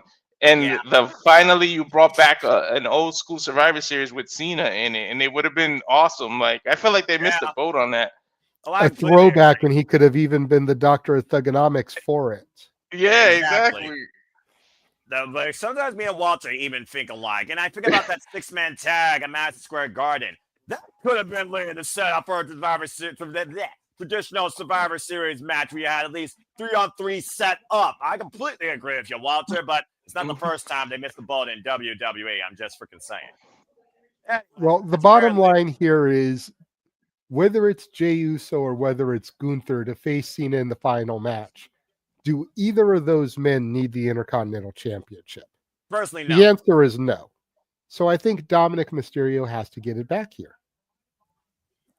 Well, I mean, again, your workhorse of WWE, as of course rated by ESPN as the top worker under 30 across the entire wrestling business. Talk about the workhorse championship that leads to bigger things. I think Dominik Mysterio should push forward towards the world championship, in my opinion. Held by somebody he also has great history with, considering he was his first match. That, of course, is the Second City Saint CM Punk. So either way, I think there's bigger things for Dominik Mysterio's future than the Intercontinental title. But Big G, do you think winning the Intercontinental title against John Cena further cements Dominik's career or leaves him basically where he is? I think it'll further his career. Defeating John Cena in his final Survivor Series PLE, I think, would solidify Dom. And part of Cena's hustle, loyalty, and everything, one of them is respect. He won't hit a woman. You could literally bring Liv back, and Cena won't do anything to her, and you can use that distraction, and Dom could win here. Well, it's the best point. What if Liv's returning tonight? I mean, again, at SummerSlam last year, it was Liv Morgan and Rhea Ripley and Dominik Mysterio betrayed his mommy and helped Liv Morgan win the Women's World Heavyweight Championship. Can Liv Morgan return the favor and do the same thing against the goal of all time, John Cena? It comes down to whether or not Liv and Dom are still a thing, or has she looked lately what the Judgment Day has become? I'm just saying. Yeah. Especially Roxanne Perez and Raquel Rodriguez both having eyes on Maxine Dupree's WWE Intercontinental Women's Championship, why she may make a call to Natalya, and also Ivy Nile might be in the equation. And again, folks, stay tuned after Survivor Series. We will be back with a weekly Marvel conference of wrestling matters called the Saturday Shenanigans here, bringing you a little bit of a wrap-up of Survivor Series, as well. What else we want to talk about this week in wrestling? Hosted by Regular Wrestling, JJ Williams. Good to have him back in the host seat. That means I get to leave early for once. Thank Christ. Oh, is that what you think? Oh, fuck Is yeah. that what you think? Damn right I do. You ain't going to change it otherwise. Anyway, time for the WWE Intercontinental Championship match. And here comes Dominik Mysterio. Is he welcome as a homecoming hero, or are you still polygamy number one? Sporting a mask, and of course, still holding the AAA Mega Championship. The hero of Mexico, the Bane of San Diego. The self-proclaimed greatest luchador of all time. Right, it's not Ultimo Dragon. It's not Rey Mysterio. It's not Mystico. It's not Mil Máscaras. As he looks to regain the WWE Intercontinental Championship, being escorted by Roxanne Perez and Raquel Rodriguez, who held the Intercontinental Championship for 204 days for losing to John Cena on November 10th in Boston, Massachusetts. You know what else could happen? I have a strong feeling that Liv is coming back tonight. Especially with Roxanne and Raquel being out there. Me too. I'm about to say. If not Liv, guys. I was going to clock Roxanne, but go ahead, Walter. If not Liv, it'll be Chad Gable's version of Grande Americano, where he screws Dom because he's going to blame him for having all these other Grande Americanos, and you're going to get like a face Americano out of Chad Gable. This is the reason why America is stupid and Mexico is even stupider. But anyway, why you're passing off a fake luchador versus real luchadores. That being said, Dominik Mysterio, of course, who won the Intercontinental Championship back at WrestleMania. Looking to make this all about him. Looking to do this on his terms. looking to have the home field advantage tonight in San Diego and reclaim this title. And again, it was impromptu, by the way, too. Let's just call it what it is. He interrupted John Cena in his last show in Boston. It was an impromptu match made on the spot by Paul Levesque and John Cena. And Dominik got humbled. He lost. Now Dominik Mysterio is controlling the result here. He's controlling the rematch. So I do wonder if that plays in the challenger's favor. And again, folks, if you haven't already, subscribe to the Rage of Wrestling Walter Cruz. Follow the Big Baller Big G on the social medias. Subscribe to Mega Wrestling JJ Williams. Subscribe to Bad for Wrestling. Don't be a dickhead. Follow all of us here at the Simple Lava Studios for all your wrestling content and coverage. And in my opinion, I have to go have my vegetarian sloppy Joe. WWE totally messed up on John Cena's retirement tour. Hopefully this ending in these last 2 or 3 appearances are his best. Personally, I think they turned around since SummerSlam. And since SummerSlam and WrestlePalooza, John Cena hasn't lost a match. No. Since they gave up on the heel turn, yeah. Holy shit. Listen to the crowd before Cena music even hits. Because the last time is now in San Diego. Can you give us your old theme, please? You wish. I can only imagine what Jeff Meacham, Emmanuel and Arlene Dominguez, and Dattila are thinking as they're there live. Well, I know what Emmanuel's thinking. Boo! Well, he's probably dead for all we know. Or he'll be killed after this match based on the result, I'm sure. The anticipation. John Cena's making him wait. Yep. He hasn't even. Let the crowd dictate it. Let the crowd dictate it. Again, John Cena always said it was them that are in control and have the say. Maybe they should do like a video package thing. I think they'll save that for Saturday night's main event. Yeah, but this is a big 4. That's why I say that. That's fair. That's killing me. Right? There we go. Oh, boy. Whoa! Listen to that crowd. Why Jade Cargill makes the crowd go mild. John Cena makes the world go wild. Oh, shit. I like that shirt. The last time is now in San Diego, California. He's reaching 95 DBA. 100. Live and loud, the audience as John Cena greets the WWE Universe as he always has.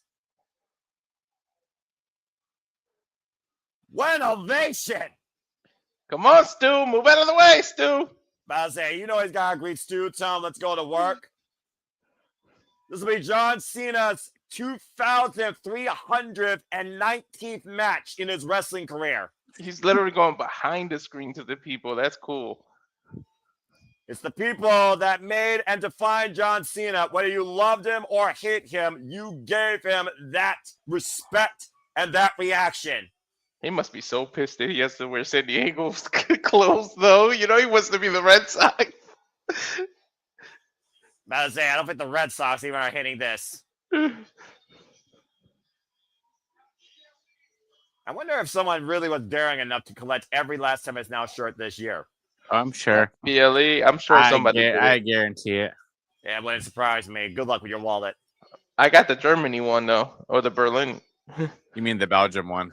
Yeah, Belgium. Let's go to work. Well, granted, the Belgium and Germany colors are similar. They're the burgundy.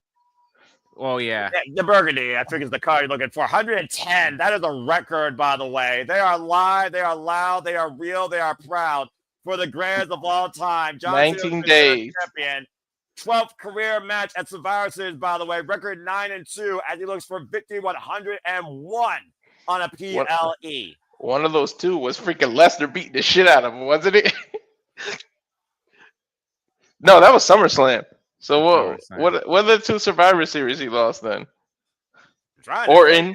I think Orton beat him.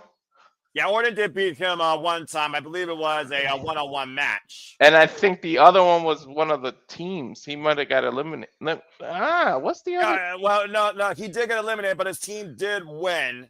Yeah. I'll tell you all here in a moment. Survivor Series elimination, Team Angle. John Cena was first time on Survivor Series in 2003. Survivor Series eliminator followed in 2004. John Cena on the winning side. The first time that John Cena lost at Survivor Series, according to my stats here as I'm looking at them, was a triple threat for the WWE Heavyweight Championship in 2012. CM Punk beat John Cena and Ryback. I remember that. And his other loss was when he represented Team SmackDown Live in 2017 and Raw vs. SmackDown.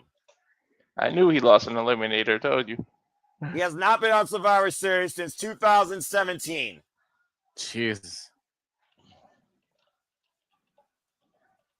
As always, we're going to go to Alicia Taylor to echo the intro of the greatest of all time. And Big G, it would be my pleasure once that happens that you echo those exact words. As again, we are just sitting the motion here. I was gonna wear a whole Cena outfit, but I'm gonna save it for Saturday Night Shenanigans. I'm gonna find some jorts. I'm gonna go all out. Fair enough, bro. Alicia Taylor, take it away. Look at Gino. Of course. And this is for the Intercontinental Championship. Thank you, Big G. Let's go down to Big G for the introductions. Introducing first, representing the Judgment Day Boo. from San Diego, California.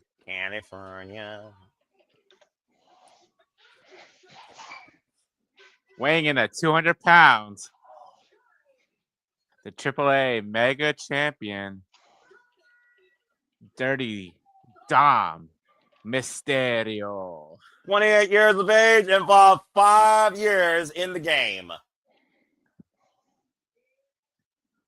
Here you go, Big G. Here's your moment. And his opponent, oh God, you're putting pressure on me. No, You got this, bro. he is the greatest of all time. Never seen 17. Celebrating with everybody for one last time in San Diego, California.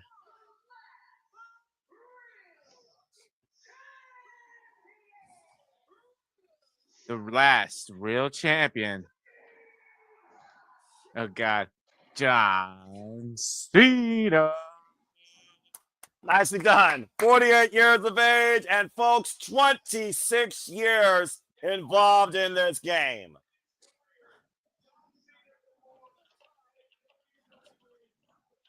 For the final time in his career, John Cena will take the stage of Survivor Series as he defends his newly won WWE Intercontinental Championship, completing the Grand Slam. A title that goes all the way back to the late, great Pat Patterson, who first introduced this workhorse championship that has taken an identity of its own in, 1979, bell rings, and we are underway as we might possibly crown the, get this, 191st Intercontinental Champion. Dominik Mysterio wins tonight. Oh, geez, that's crazy. That's a crazy stat right there. Since 1979, there have been 190 IC champions. And John Cena was Mr. 190 as he's looking for his 101st PLE victory. And shout out to Papa Gino in the chat, of course, who knows John Cena by heart and says thank you as well. And stay tuned for me and Papa Gino to not only announce the winners of this year's WPLE prediction leagues for the Team in Galaxy, as well as bring you the statistical analysis post-show recap on the predictions post-mortem this coming Wednesday, 6 p.m. Eastern Standard Time for Survivor Series. Of course, we know the intangibles here, the tail of the tape, very similar. The level of experience in big pressure situations is hugely different here amongst the two men. But to Dominik Mysterio's point, Dominik Mysterio has really taken the WWE very quickly in his young career. And again, got the numbers here, as you saw the referee distracted, and immediately Judgment Day playing the difference maker as Dominik Mysterio looks to control the match tonight. I've said this before, I'm going to say it again. The Judgment Day needs Dom Mysterio more than Dom Mysterio needs the Judgment now. But again, does Dominik Mysterio need the Intercontinental Championship more than ever now? Seeing the tensions lately in the clubhouse, to your point, Big G, with Finn Balor, who, of course, is not even involved on this stage here and has no gold anymore after he and JD McDonough lost the Raw Tag Team Championships to AJ Styles and Dragon Lee. Yeah.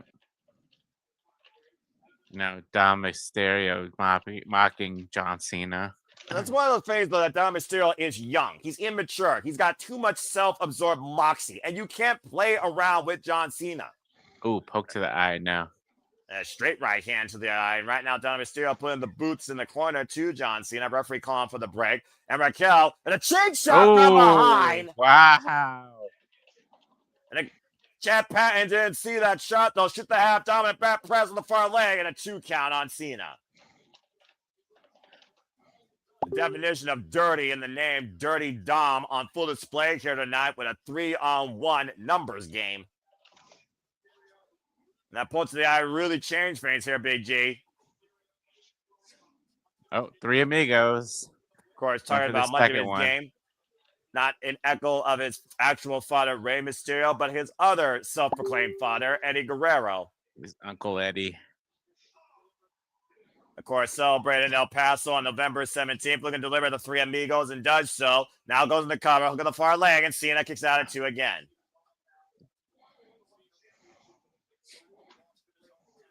How important do you think it was for John Cena to complete the Grand Slam, Big G, honestly? Do you really think he needed the Intercontinental Championship to further solidify his career? I don't think he really needed it, but maybe just as a thank you for like his time in the business and, you know, him never winning it. They're like, you know, here you go. You can have a nice short run with it. And, you know, granted, say he does win tonight and beats Dom, whoever beats him on Saturday night's main event in 2 weeks' time can say they beat John Cena for the last time and won the IC title. And Dom avoiding John Cena, who is probably looking for his first 5 moves of doom, and Dominik going to the outside again as Dominik Mysterio tries to drown out the noise here. And Roxanne and Raquel once again playing interception to Dominik Mysterio. This is interesting. What if Liv comes out to help Cena? Oh, and again, down from behind. Walter, you were also talking about Liv Morgan. We talked about, again, the connections of Liv Morgan and Dominik Mysterio since she intercepted the Judgment Day. As, of course, last year, Liv Morgan betrayed his mommy for Liv. And I do wonder if Dominik Mysterio betraying Liv in a way for Roxanne Perez would come out to bite him tonight. Yeah, well, he kind of kept refusing it, so I don't know. How long We'll see. But I kind of like the Grande Americano thing. That imagine it is, we know it's the Chad Gable one of these Cruz Dom.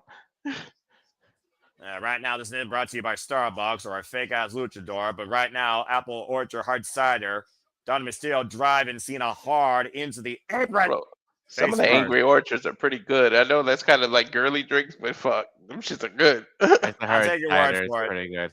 I'll take your word for it. I'll stick to my Mountain Dew. Thank you. My wife, I forget what flavor it is. I think it's the sour apple or something with apple. She has his. I'll be sneaking them shits from her. Of course you are. Of course, we know the title can only chance to be a pinfall or submission inside the ring. Counter disqualification means nothing. Yeah, so Cena has the advantage outside right now. Well, Dominik Mysterio, I'm sure, knows that. But again, he wants to embarrass him. He wants to dictate. What is Dom going to do?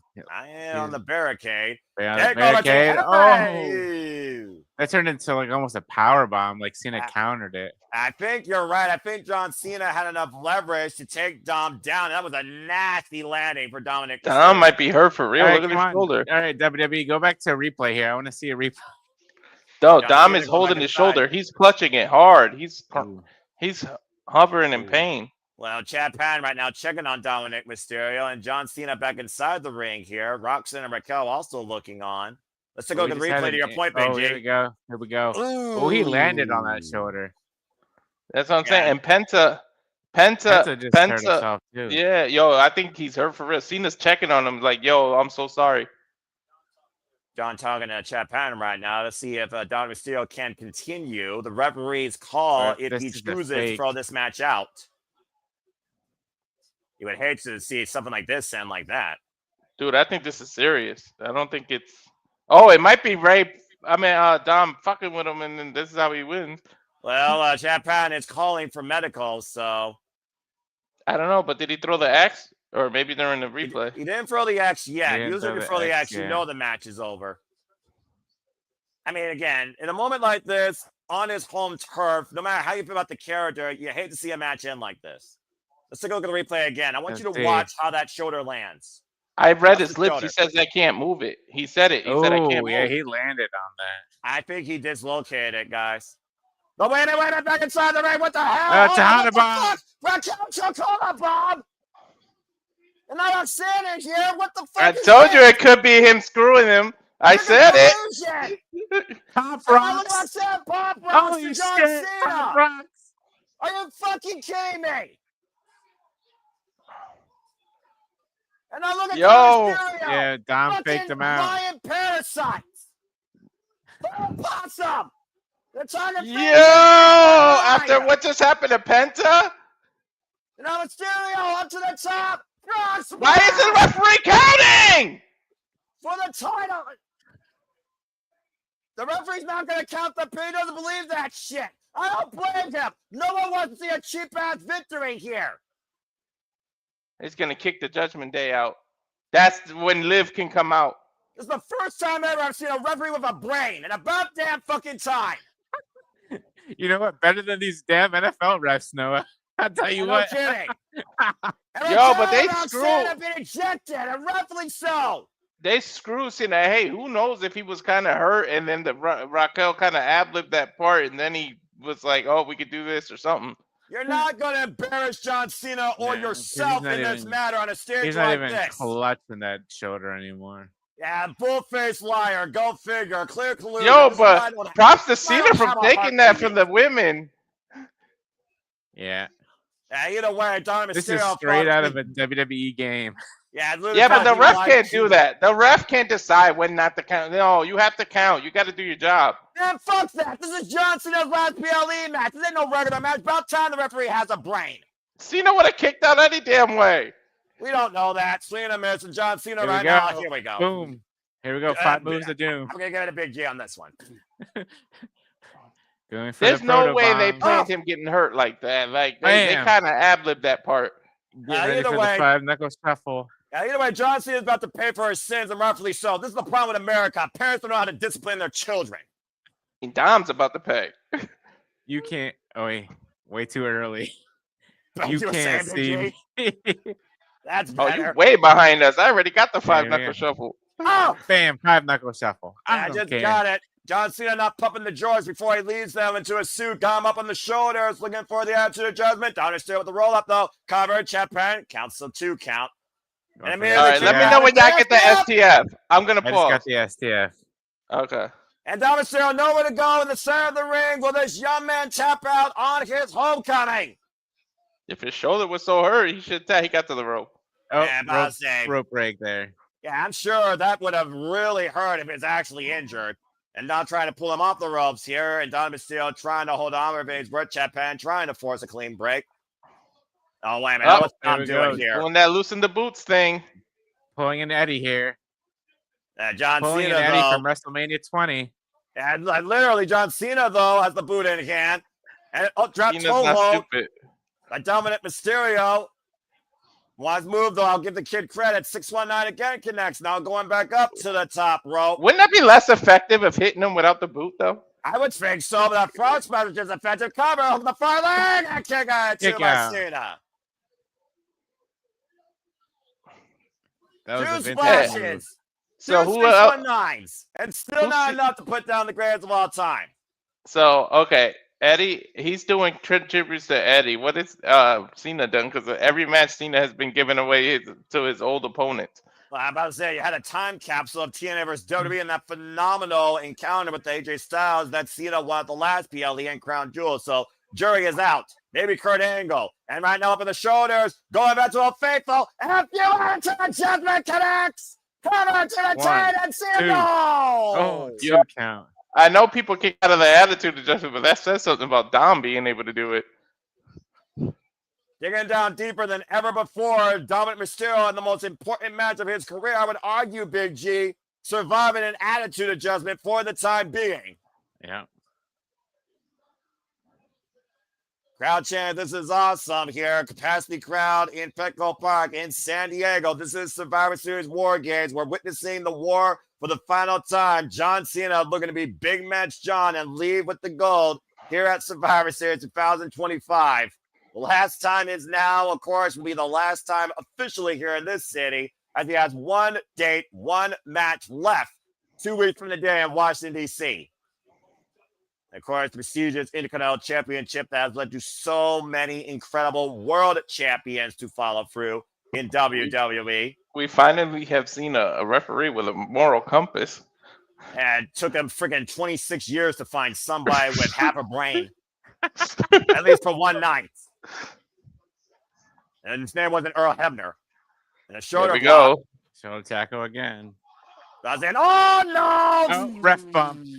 All right, we're getting somebody. Somebody's coming out. Shit. We're getting Liv or somebody. What's that in the ring? Sunglasses.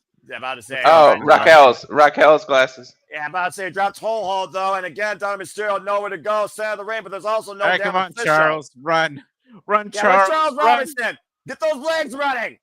Oh wait a minute, Oh, a fuck Judgment man, Day. Finn Balor and Jamie McDonough. Judgment Day. Cena's gonna have somebody help him. Oh, we saw who, of course, worked with him on Monday Night Raw. One of those men's injured, of course, Sheamus. Yeah, Sheamus got hurt. Yeah, Somebody's of course, gonna he help got Cena. left I'm telling you. Well, who's going to help him against the Judgment Day, though, here? Joe Hendry. No kidding. I'm about to say, you said his All right. name and you actually think he's going to appear. That would be the Adam shocker of the night. Copeland. Copeland, you fucker. I'm kidding. And right now, JD and Finn Balor, what the hell is this? JD with a moves on the knees. And Finn Balor couldn't grow. John Cena gets out of the way, though. John Cena's been finding the odds the entire his career. Oh, God. We gotta get Super Cena one more time. No way. There's no way. John Cena. Of course. They weigh what Big Show weighs combined, and he did this to Big Show and Adam. Well, fair enough. He's got two men up on his shoulders. Up in the front lines. JD and finish your Judgment Day. Holy He's not the same. But he did that when he was in his 20s. He's in his 40s now, damn near 50. That took some shit out of him now. Why you think he's still out and out in the middle of the ring? Yeah, but he's in perfect position for the damn frog splash. Dominik Mysterio literally trying to get back up to his feet, grasping a hold of the gold on that podium, trying to reclaim what was once his. You can't do the Eddie because if John Cena gets disqualified, you lost. You know? I mean, you won, but you don't win the title. Yeah, how will that work out in Boston, Massachusetts? If anyone knows Eddie Guerrero better than Dominik Mysterio, it's John Cena. Of course. Yeah. And of course, right now, though, with no official, it does allow Dominik Mysterio to use that belt as a weapon. The crowd's telling him, and he's saying, what? And right now, Dominik Mysterio lying in wait in the championship, clean a miss. John Cena got Dominik Mysterio up the shoulders again. Attitude adjustment! Charles! I'm telling you, Charles is coming! Charles is coming! Charles is coming! But somebody get the fuck out here! You got Liv! Called it. Liv Morgan. Shit. Damn, me and Big G called it. Liv Morgan! Telling you she's gonna screw over Dom. Yeah, Holy yeah, shit! I feel like she is. You might be right, Find Big me G. a river! Liv Morgan is back! Come on, mine's like buffering now. Oh, and look at Liv and that smile on her face, the Dominik Mysterio. Damn, Liv look good. And she came Oh, back look at fast that. from her injury. Yeah, I'm she's about to say. gonna screw Dom. You're right. We'll find out here soon enough. It's kind of Yeah. too obvious. It's starting with a kiss like here. Oh! Payback is a bitch! I'm behind you guys, so hold on. It's kind of too obvious. Is she gonna kiss Cena? I mean, it's You not the better first not. time John Cena kissed a different woman. No, he's married Oh, now. called it. Oh, sorry, I'm behind, guys. Yeah, that's all good right now. Yeah, she's Whoa! hugging Cena. She better not kiss him. He's married now. I mean, to be fair, Liv Morgan was probably a giant John Cena fan. She's got that look though. She's got Cena's look. Oh, blow! I told you she had Cena's look when Cena went Fucking heel. collusion again! Tiger fake kick! 619 belt to the face! I said at the beginning, Liv was gonna come back. And Diamond Mysterio, Emphatic Frog Splash. He's still gonna kick out. But the official chat patent 5 in front in. Not like Oh shit! Yes! Yes! Thank you, Dom! Liv Morgan screwed John Cena. Yes! Why am I cheering this? Somebody got screwed. Let me go, Lion. That's fine. Give me a fucking break. This is the problem with the adolescent community of America here. Why am I cheering that he got screwed? I don't know. Fucking Renegades. Liv Morgan and Dom Mysterio back together again and just screwed John Cena. Dom Mysterio again, the Intercontinental Champion. I said Liv was coming back. I knew it. Dirty Dominik Mysterio. Nothing clean about that guy. Look, all I have to say, for whatever it's worth, Eddie Guerrero is looking down smiling right now at the shit they pulled off.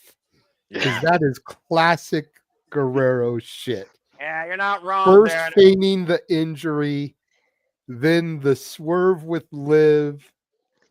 Classic Guerrero heel tactics. Eddie is looking down at his son, smiling proudly. Now, is Liv gonna beef with Roxanne though? Don't know, don't care. Only thing that matters right now, Dom Mysterio's got the biggest win of his WWE career, and he got his lady back. I love how I they did never it though. thought I would be so happy to see Liv Morgan. I was gonna ask you, but I love how they did it because Liv gave the Cena face during that He hug. did. Yeah, literally. And that emphatic low blow that turned the tides of WWE this year back in February becomes John Cena's karma in November at Survivor Series. A third emphatic frog splash. Dom Mysterio is now a 2-time WWE Intercontinental Champion and has beaten John Cena in his final true premium PLE match in his career. And this is also a little bit of a throwback in Dom's storytelling.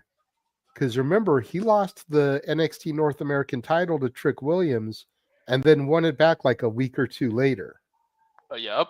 He lost the IC title to Cena and won it back like 2 weeks later. Well, revenge of the bitch, apparently, and her name is Liv Morgan. Dominik Mysterio, once again, WWE Intercontinental Champion. Damn it. I just had that feeling Liv was coming back. I don't know what it was. Well, you nailed that, Flot, Nostradamus. And fuck you, Dominik. Doggone it. Ah. I like how Cena's like, fuck it, my last PLE, I'll go with the loss. I love that Cena can do that. That's because he's always been a class act, unlike Dominik Mysterio that doesn't even know how to spell class, probably.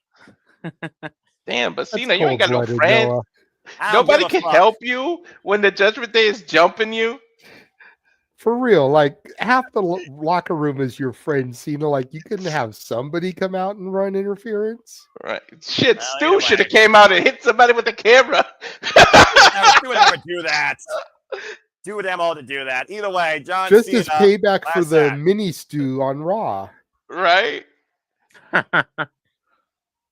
Crowd chant, thank you, Cena. As of course, this was the last time. Now in San Diego, as Dominik Mysterio reclaimed his Intercontinental title. That's only a few minutes. Wait till fucking Saturday Night Main Event. They're gonna let Cena in that ring for like 10 minutes of just getting cheered. Well, and rightfully so. Again, no matter what your feelings is about John Cena, he has been the most class act in the WWE the last 2 decades. I wonder who that kid is. Did he win some kind of competition or something? No, that was Nick Khan's kids. Nick Khan. Oh, was it? Nick Khan always sits in that spot, all right? You always know that's Nick Khan's spot. Well, 100 PLEs is nothing to be sad about when it comes to that career-lengthening victories. We're not going to see it, but you know Dom is waiting back there. He's going to hug the hell out of Cena when he walks through that. Either way, thank you, John Cena, and we'll see who faces him for the last time in his illustrious career 2 weeks from today at Cyrus Smith at Washington, D.C. 1 match left for the greatest of all time. From the bottom of my heart. You know, there's going to be that season 3 of that Netflix thing. We're going to see what happened backstage next year. Yeah, Oh, W yeah. Unreal season 2. In the meantime, thank you, Cena. Oh man. Well, Can we all get all right? Everybody good? Everybody's Mhm. emotions out. you know, Yeah. I'm decompressed. Again, this has been WWE Survivor Series War Games. Only 2 matches left. Believe it or not, folks, we have Nikki Bella versus Stephanie Vaquer. We have the men's War Games. Of course, that will close tonight's evening. And then we'll take a short reprieve, of course, before the Renegade Wrestling JJ Williams resumes his hosting duties on the Big Mario Conversation of Wrestling Mass Military Shenanigans. Then we'll, of course, see you all later next week for Ring of Honor Final Battle, Significant Game Predictions, Post-Mortem, and so much more. As, of course, the non-stop coverage of content continues here at Survival Studios. We'll also be back here next week, Wednesday, continuing coverage of AEW for the Continental Classic, that and then some. As we get ready for La Primera Champion of Champions, Stephanie Vaquer defending the Women's World Championship against the fearless Nikki Bella. After this commercial break, fuck streaming services. I'm laughing because we might as well start shenanigans during this, man. We already know what the fuck is going to happen. Like, this is the most throwaway match there is. Shenanigans, the definition of the night of that bullshit. Ugh. I'd rather be risking money at a blackjack table in the casinos. I'm sure most of these women will be doing next year at WrestleMania at Legion Stadium. Now we know who the VIPs are according to that poster. Do they all deserve that spot? You be the judge. Either way, we'll be covering WrestleMania next year, folks, when we once again double down in Las Vegas. Stay tuned for more on that. Of course, in the Super Reliable Studios. We once again go to the City of Sin for the greatest in entertainment, WrestleMania 42. You know, I actually never watched this commercial. I heard it happen. I didn't watch it. It happened last night. That literally happened last night, and I'm not surprised who's on the freaking banner and who's at the table. Well, and I'm Liv is right there at the end of it, so they kind of telegraphed her return. You all knew, pretty much these trailers are like, you kind of know who's going to be there, and then you got the extras. Everybody team on April 19th, folks. Stay tuned. Shout out to the 120 people that are watching us, by the way. Oh, yeah, thank you. Woo! Good Lord. Well, anyway. We're not just on Walter's X account. We're also on the Simply Reliable Studios X account. Oh, okay. Well, there you go. Nice. With that being said, let's go ahead because there are people that do care about both Stephanie Vaquer and there are those that do care about Nikki Bella. So let's go ahead and show a little bit of respect and kind of give people a bit of a outlook on how we feel about both these women and this championship. Because coming up next, it is Stephanie Vaquer versus Nikki Bella. Of course, Stephanie Vaquer won this title against Io Sky at WrestlePalooza. For a little while, we thought her and Nikki, they were friends. And then we saw what happened after Stephanie, of course, retained the title against Raquel Rodriguez and also beat Roxanne Perez. A little bit of tag team turmoil. And, of course, Nikki Bella came to Stephanie's aid, avoiding a 2-1 beatdown. And, of course, cracked Stephanie in the face with the title. Nikki Bella looking to remind us once again why she should be the one we should be thanking for this women's revolution, as of course she led the Divas era. But of course the term diva doesn't matter anymore in WWE, in my opinion, as she looks to show she can hang in this current locker room. So justifiably, does anyone want to give Nikki Bella anything going into this match towards why we think she has a chance in hell and why you think she believes she has a chance in hell? Go ahead. A snowball has more chance of not melting in hell than her winning this title. Look, I'm going to say this. Go for it. While I do not believe she is going to win, nor do I believe anyone in this room believes she's going to win. Nope. I am going to say that all it takes is 3 seconds. And I am going to say that we've already seen one hometown favorite win this evening. Nikki and Brie, both born in San Diego, California, now residing in Arizona, of course, but another San Diego native.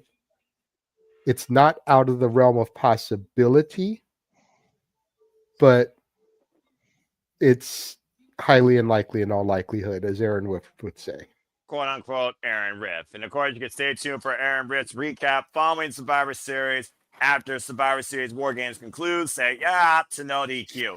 And of course, the last time that Nikki Bella had a singles match here for a title was when she, of course, challenged Becky Lynch for the WWE Women's Continental Championship at Clash in Paris, and she lost out on that in about 13 minutes. Auska also previously beat Nikki Bella as well as Roxanne Perez. Nikki Bella has not had a singles win since July this year. So she's due. So there's also that factor going into things. And of course, the Dark Angel of the ring of WWE, Stephanie Vaquer, current WWE Women's World Champion. As I talked about, of course, we've seen her career development a little bit over a year ago when she came into WWE, part of NXT, making history, becoming NXT Women's North American Champion, and going on to beat Julia for the NXT Women's Championship, holding on to both titles before she shortly went up to the main roster. To think that this year Stephanie has not even been on the main roster, guys, for even 8 months, and finds herself in this spot since coming off that win at WWE Evolution. And of course, things changing with Naomi's pregnancy. Stephanie's got a lot to prove here because this is also familiar territory for Nikki Bella. Stephanie has not had this type of level of pressure on this stage yet, holding a main roster. Let's call it what it is. Main roster world championship, let alone defending it on a PLE. Yeah. Now, don't get me wrong. I'm not saying Nikki doesn't deserve it or won't ever get it, and just not at this stage. It's too early in Stephanie's run. Right. Well, I mean, again, the Intercontinental Championship, John Cena didn't have for more than 20 days, and we just saw that change. Mid-card versus world aside, as JJ said, it literally only takes 3 seconds. Let's not forget, in less than 15 seconds, Nikki Bella once won the Divas Championship off AJ Lee with a kiss of death by her sister and clogging her in the face. But what pisses me off is, what has she done to deserve this title shot? If you were going to make her the number one contender, how about bring her back and give her some wins? Not be under Stephanie, not win anything, turn on her, and because you turn on her, you deserve a title match? Like, where does that come out of though? Like, when has that been a rule? The pride of the champion that sometimes calls their shot. If you want revenge, I'm willing to put the town on the line because you want what you believe that you want and you believe you can get it. I'm going to prove you wrong. It comes back to the pride of La Primera, Stephanie Vaquer. To your point, Walter, here's another fact for you. It was a clot fist to the face of Stephanie that caused Stephanie Vaquer to defend her NXT Women's Championship against the WTF Woman of the Year, Jessie Jane, and Jessie Jane beat her that night. 2-time NXT Women's Champion. Don't fucking remind me. And speaking of 2 times, WrestleMania goes again 2 times in a row to Legion Stadium next year in Las Vegas. Again, folks, we'll be coming here April 18th, April 19th. Stay tuned for more on that. In the most busy week of the calendar year for us here at the Studios and anybody that is a fan of professional wrestling. Damn it. I'm trying to figure out if Star's my nephew. Zane, we got a bot in the chat? A good bot for once? No, I think it's my nephew, but I'm not sure. All right. Well, hey, respect and welcome to the chat. Again, figured everybody that is tuning in. Again, whether you're tuning in for the first time or you continue tuning in with us, again, we do this for all the biggest shows, PLEs, previews across all things wrestling. Shout out W fam. WWE, NXT, AEW, ROH, TNA, Independent Promotions, to HOG, GCW, JCW, New Japan Pro Wrestling, and so much more. We have so much in store for you in December, including full coverage of the Continental Classic. I like that they're playing with the toy. I like what Wade said last night. He was like, I think Chelsea has, or Corey said she has more respect than to be with someone who plays with toys. And we all know that Matt's her husband. It was like the funniest shit ever. I don't know why I found that line so funny. Because some people never grow up. But anyway, that being said, Nikki Bella trying to grow into a women's champion versus a Divas champion.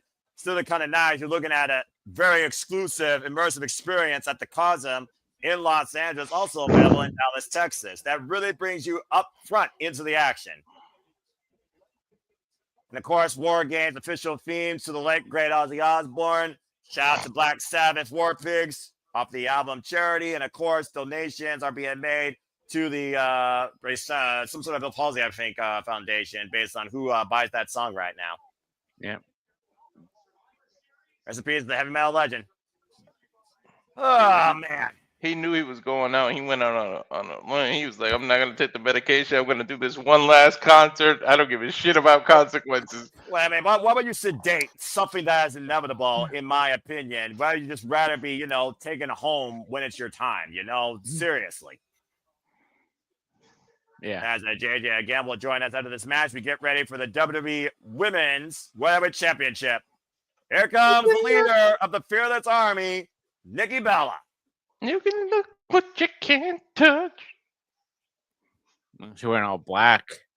Yo, Like, fans, y'all that. need to keep that in mind, by the way, when you're at autographs and signings and shit, because y'all need to stop disrespecting it, women and ruining it for those that do respect it, like us. Because then you got women that don't want to fucking meet fans and shit because y'all do shit like that. Well, unfortunately, the world is a fucked up place. If there was a button to eradicate the stupidity and the evil and the toxicity and mortality in this world, I would push it in a heartbeat. That being said, Bella gone bad as I look to erase half of the world's population that is beyond stupid. Nikki Bella is looking to erase the current reign of Vaquer as the WWE Women's World Heavyweight Champion. Of course, returning to WWE after 3 years, as we saw in this year's Royal Rumble, after her last match was involved in WWE in 2022 in that Women's Royal Rumble match. The last time that Nikki Bella was involved in a Women's World Championship match was against, you guessed it, Rowdy Ronda Rousey at Evolution. Yep. Haven't heard that name in fucking forever. Considering it was Evolution 2018, and here we stand 7 years later, Nikki Bella on the opposite side of things, looking to become a champion. How time really changes us. I'm glad she's able to just come back and go out on her own. Like, I hate when injury dictates somebody's career. Considering she almost became permanently handicapped, that I will agree with. Nikki Bella is 42 years of age, has been involved in this business now for a better part of 18 years. Jesus. Like, when you say those facts, Noah, it just like, I was like, Makes you feel so old, right? it makes me so old. Well, again, man, time's a crazy thing. I remember Twin Magic and all that.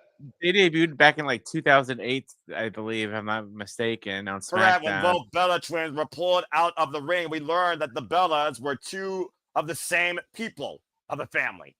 And here we have the Dark Princess, the Dark champion Angel. of champions, who's one of a kind, La Primera, walking out of a tunnel from hell, looking to exact her wrath on her former so-called friend, Nikki Bella, showing her exactly who she is.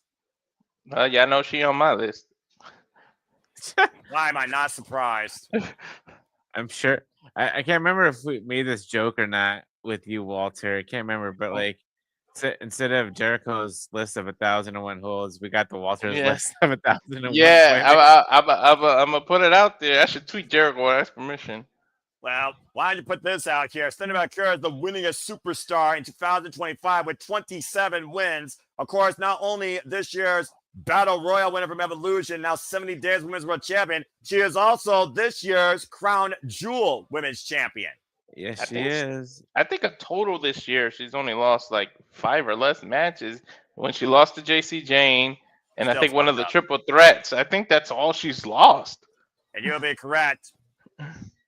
Of course, La Primera, Vaquer, the current WWE Women's World Champion, is going into her second defense tonight after beating Raquel Rodriguez on Monday Night Raw on November 10th. And then, of course, getting clocked by Nikki Bella and being coursed into this championship affair, looking to prove a point against this former leader of a Divas era. I know who's a winner no matter what you said, and that's Miles Bourne. And of course, Miles Bourne earned the opportunity to be part of the Iron Survivor Challenge. And we, of course, will cover that here at Survivor Studios. Well, they will. Of course, at NXT Deadline. So stay tuned for more on that. The bottom line, it's a diva versus a woman for the Women's World Heavyweight Championship. Do not underestimate Nikki Bella, though. Bella gone bad, Bella gone dangerous. Let's go down to Lisa Taylor for our introductions. And Fred DeMore, hope everything's good with you. This show's been very good so far as we get ready for our semi-main.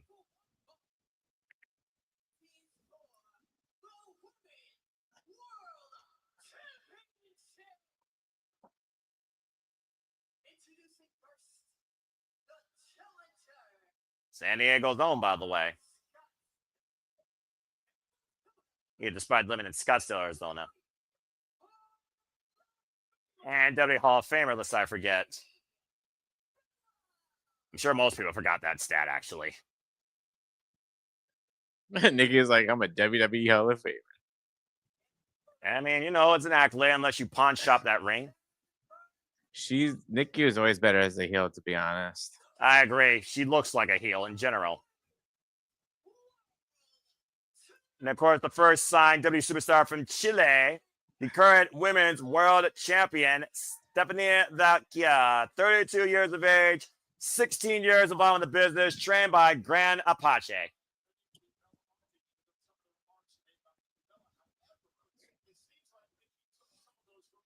It's also one of those things that Nikki Bella has taken a lot of grief, a lot of negative remarks towards the fact she's involved now in WWE, and has used it for her own fuel, I would say, Walter, to empower her to push herself harder and shove it down our throats that I was a trailblazer for this business at one time, and I could do it again.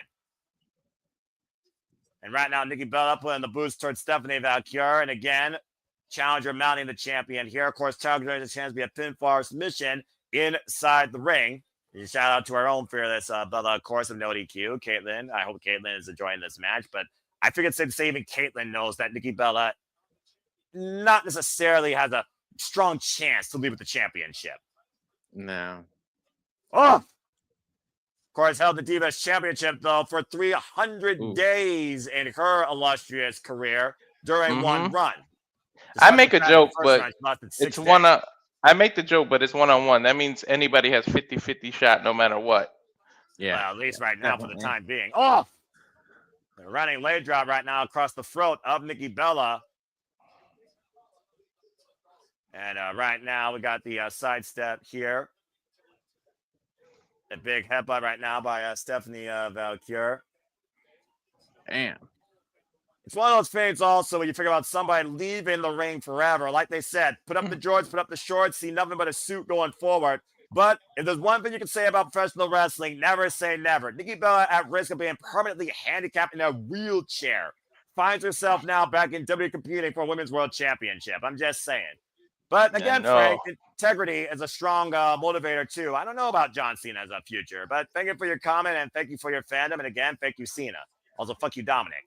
The sidestep now, big forearm by Stephanie Vaquer. You gotta throw that in there. You know damn fucking right I'm gonna throw that in there. Grabbing Nikki hard into the front of the announce table. Of course, those newly reinforced announce tables. Yeah. And of course, agitating the Dark Angel of the ring. That is never a good idea. And Nikki Bella right now being braced against the apron here, thrown across the chest. Oh, drove her knee to the apron as Nikki gets out of the way. Ooh. Face first goes Stephanie Vaquer on the floor. Ooh, face plant. Nikki Bella, who held the WWE Divas Championship for 300 days across 12 successive defenses before losing it to Charlotte Flair at Night of Champions in 2015. That was the last time Nikki Bella was a actual Women's World Champion of a sort. So 10 years ago. Yeah. God almighty. Shoulder block. And of course, taking a 3-year hiatus where again we thought we would never see her put those Nikes on again. Nice snap suplex there by Nikki Bella. Here's the cover. Hook on the far leg. Gets the 1 count. It does kind of suck that the women tag titles weren't a thing when her and her sister were in their prime, because they would have got a run. Yeah, the jury is out, but I mean, when you're born literally together to get in this business, as the Bella twins literally come from the same family, I could see that. Damn, big forearms by Yeah, right now, Nikki Bella commanding the pace of this match. Which is typical. The heel usually does at the beginning of the match. And the way she crossed Stephanie's arm, I thought she was going to hit her with her own move, the Devil's Kick. I swear to God. Freaking straitjacket hold, though, being applied here by Nikki Bella to Stephanie Vaquer while driving her knee into the spine. Mm-hmm. And you talk about before, what did Nikki Bella do to earn this? Some people are all about, it's not about what I did lately, it's about what I did in the past. And Nikki Bella, she might be trying to go off that former glory here in between. She's spanked her. yeah. Ooh. Yeah, I'm really kidding. yeah, about to say, toying with Stephanie Vaquer, not a very smart decision. And thank you for that, Frank Demon Dome. Oh. And like and subscribe to Radio Wrestling. Well, to everybody, but me, please. And it's not about me. Subscribe to my friends. Follow my friends. I'm just a voice that's trying to engage in all things wrestling and encourage a positivity in wrestling. Ooh, right. Oh, man. Face first goes Stephanie. Right now, just continuing to work Stephanie Vaquer here in the ring. As a cover, hook on the far leg. It's a 2 count. Feels like that Nikki Bella is exploiting and wearing down Stephanie more mentally, though, than physically. Really getting in the champ's head. That's why we're in this match in the first place. Yeah. Really dominating here right now. Now bracing Stephanie up against the second rope here. Stephanie Vaquer, like I said, who came into WWE just last year, has only been involved in WWE now for literally 16 months. Yep. She got that exposure from AEW. WWE took notice and poof, the rest was history. All right. And of course, Nikki Bella's exposure of a different sort was brought on when her and literally her sister were nothing but valets for the early duration of their careers. Now grabbing the arm and draping armbar across the top rope here. Got locked in, could only hold it though Ooh. for 5 seconds, but a lot of damage can be done there. Nikki right was now, smart. She knew what Stephanie was going for and held onto the ropes. Yeah, Blitz out of sign and plants him with a spine buster. Damn. Buying herself just enough time for a countermeasure. Again, veteran move to your point, Walter, at the experience level there. And Nikki Bella right now trying to mock Stephanie's move, and Stephanie with the roll of the cover and gets a 2 count. Oof. A sidestep, backdrop suplex by the champion. You know what's usually next? Oh no. El beso del diablo. And the BDT about to come and play in San Diego, Walter's favorite move as she turns her over, Gator rolling her to the outside, though Nikki Bella holding onto the ropes. Very smart by the challenger. That was Nikki using her weight to roll to the ring. To the rope.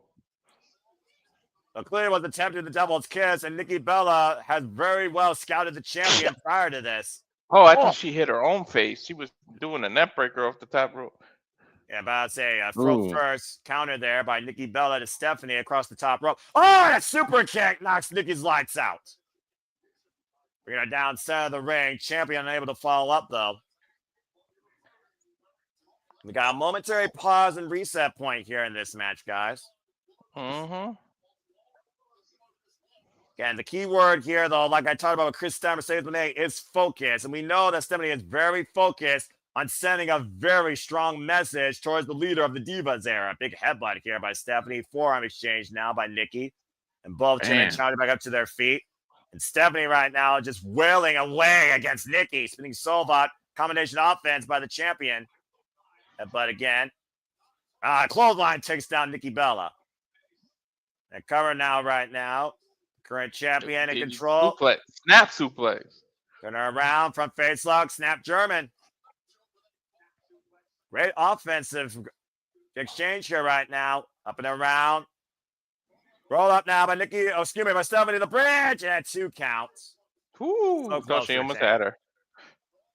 That's a great combination right there with the roll up and then bridging with her body, forcing Nikki to exert even more energy to get out of the cover. And Stephanie once again falling up against Nikki, gets the boot up. Barely. I don't think that affected Stephanie. And nothing else probably just pissed her off. Oh, wait a minute. Oh, dragon screw leg whip. Ow.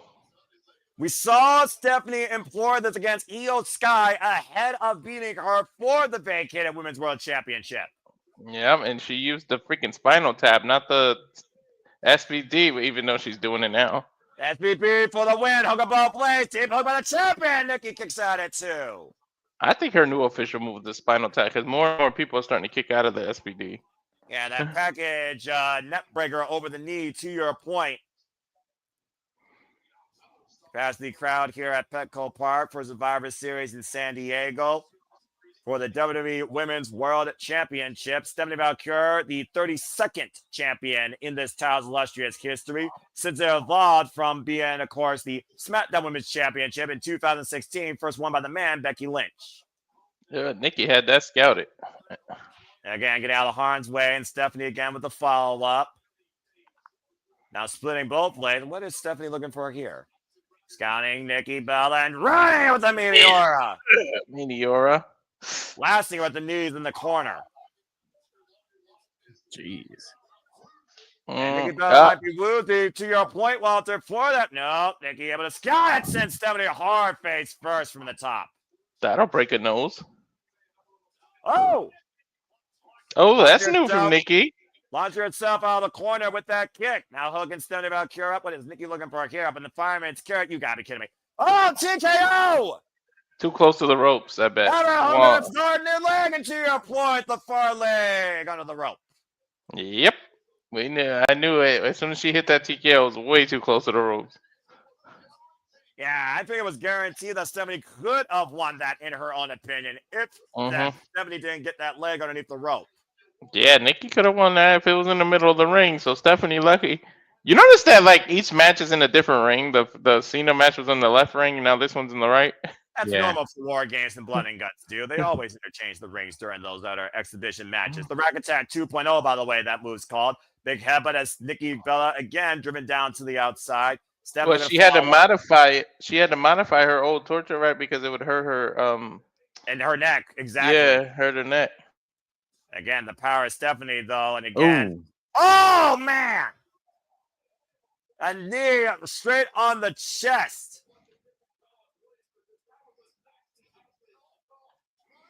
Driving the air out of Nikki Bella here. Now Stephanie's putting Nikki on the table.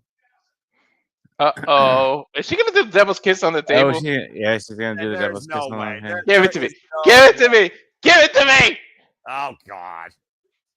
I mean, again, the 10 count's in play, though. They got to be aware of this. Wait. Oh,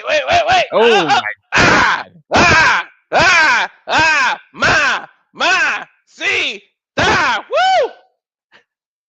Are you okay, Walter? Yeah. Walter's gonna have a pulmonary embolism. Bloody hell. Referee count up to 5 with the BDT done multiple times on the announce table as Stephanie needs to get the challenger back inside. So I don't think the champion wants a count out here. Bringing the refs count at 7. And now Stephanie in firm control. Ooh, Nikki slap Bella. to the face by Nikki. Yeah, Nikki, ever resilient, ever fearless. Ooh. And now back in the ring, Stephanie with a receipt of her own, turning Nikki sideways.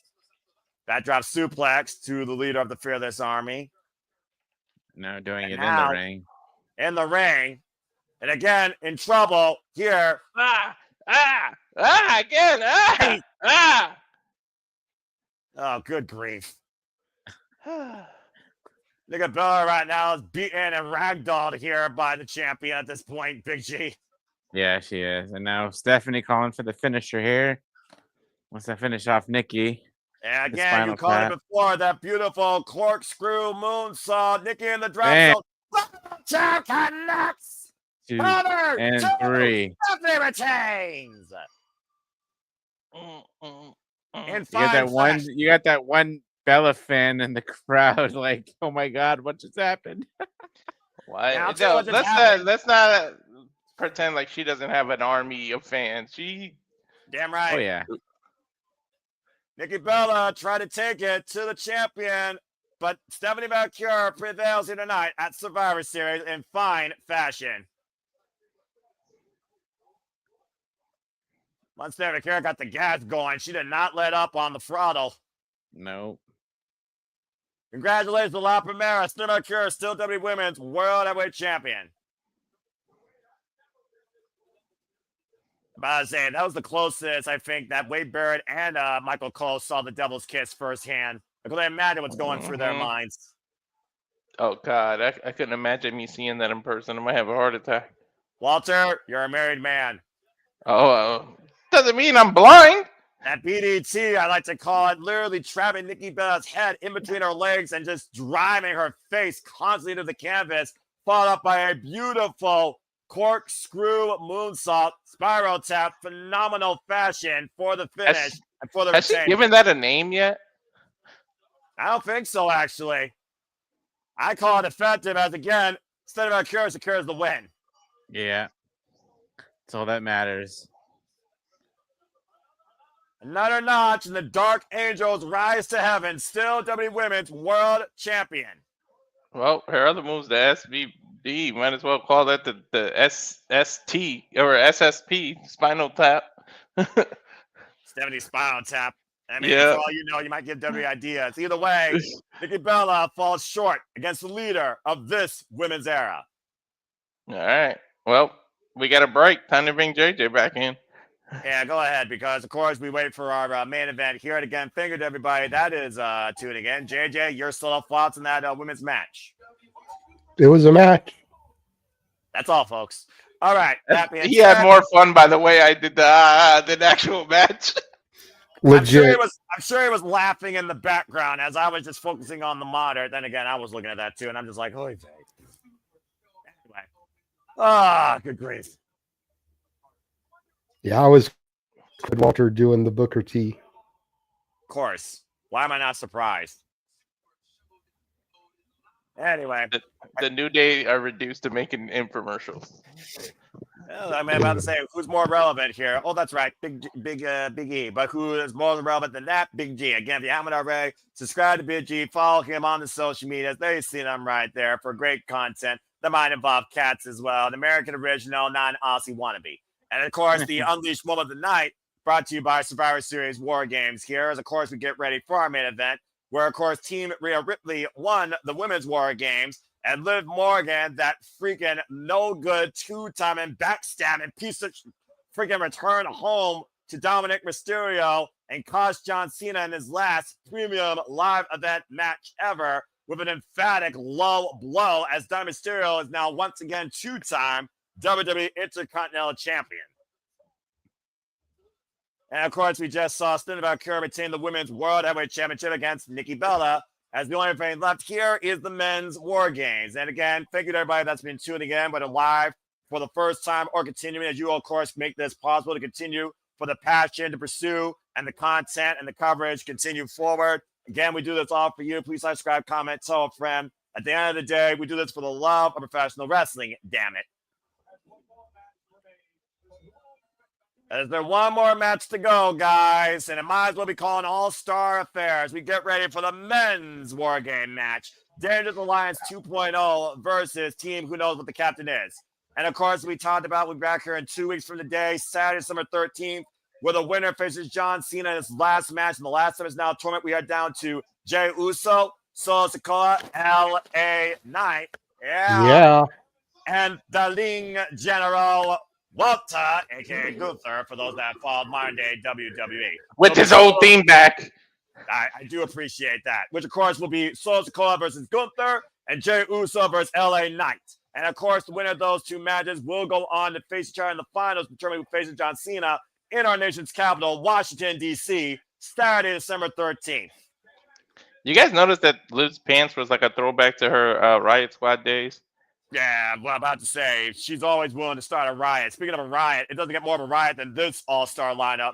As we get ready for our main event, time to go to war one more time. It's the men's War Games match after this commercial break. Fuck streaming services. So you guys have probably talked ad nauseum about this men's War Games matches, the ties that bind the men, that could also separate the men, and of course this newfound dangerous alliance led by Paul Heyman. So there's no turning back. This is your closing thoughts, your closing remarks. Based on what you saw tonight, what does everyone want to say about this? Walter, I'll start with you looking at what we got here. That's literally upon us in moments. I'm looking forward to it. It's going to be a good match. And I'm thinking since the babyfaces won the women's match, I think the heels are going to pull this one out. And I did change my pick. I don't know if you got it when I redid it. So hopefully you did. But yeah. I'll go ahead and take a look. And, of course, JJ, again, talking about the evolution of War Games, going back to WCW days, as the American Dream, that's the Rhodes, baby. Now the American Nightmare believes he's leading his own militia into War Games here, but that moxie might come back to bite him in the ass. What do you think about this? It's... I don't know, man. Like this match has got me all kinds of flustered with the ways that it can go. That's fair. And, of course, Big G, Paul Heyman bringing the troops together here. The suspended Drew McIntyre, the Beast Incarnate, Brock Lesnar, the Maverick Logan Paul, probably the greatest celebrity to wrestling transition since Rowdy Ronda Rousey, despite the fact she started off, of course, in MMA and the future right now in Braun Breaker, Paul Heyman has all the tools needed here probably to secure victory here in this War Games. Definitely. I mean, just having Brock Lesnar in a cage, like everybody on the other side of the other team is pretty much screwed because they're all going to Suplex City at one or more times in this match. And I feel bad for Jeff because he's going to be there live and in person watching this.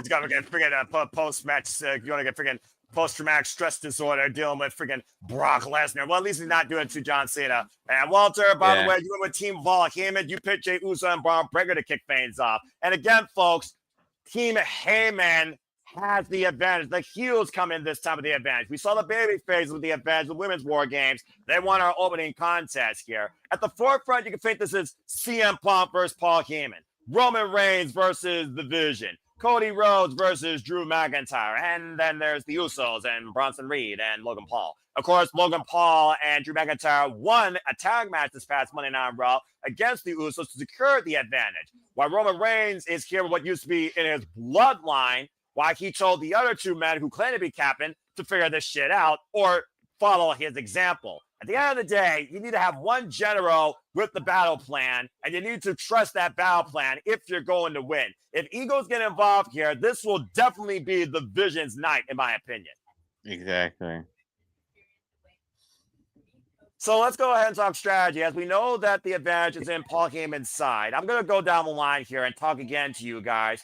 Who do you think is the greatest person to endure this? Again, battle of endurance all the way from start to finish. Who do you think should be Paul Heyman's starter? Walter, I'll start with you.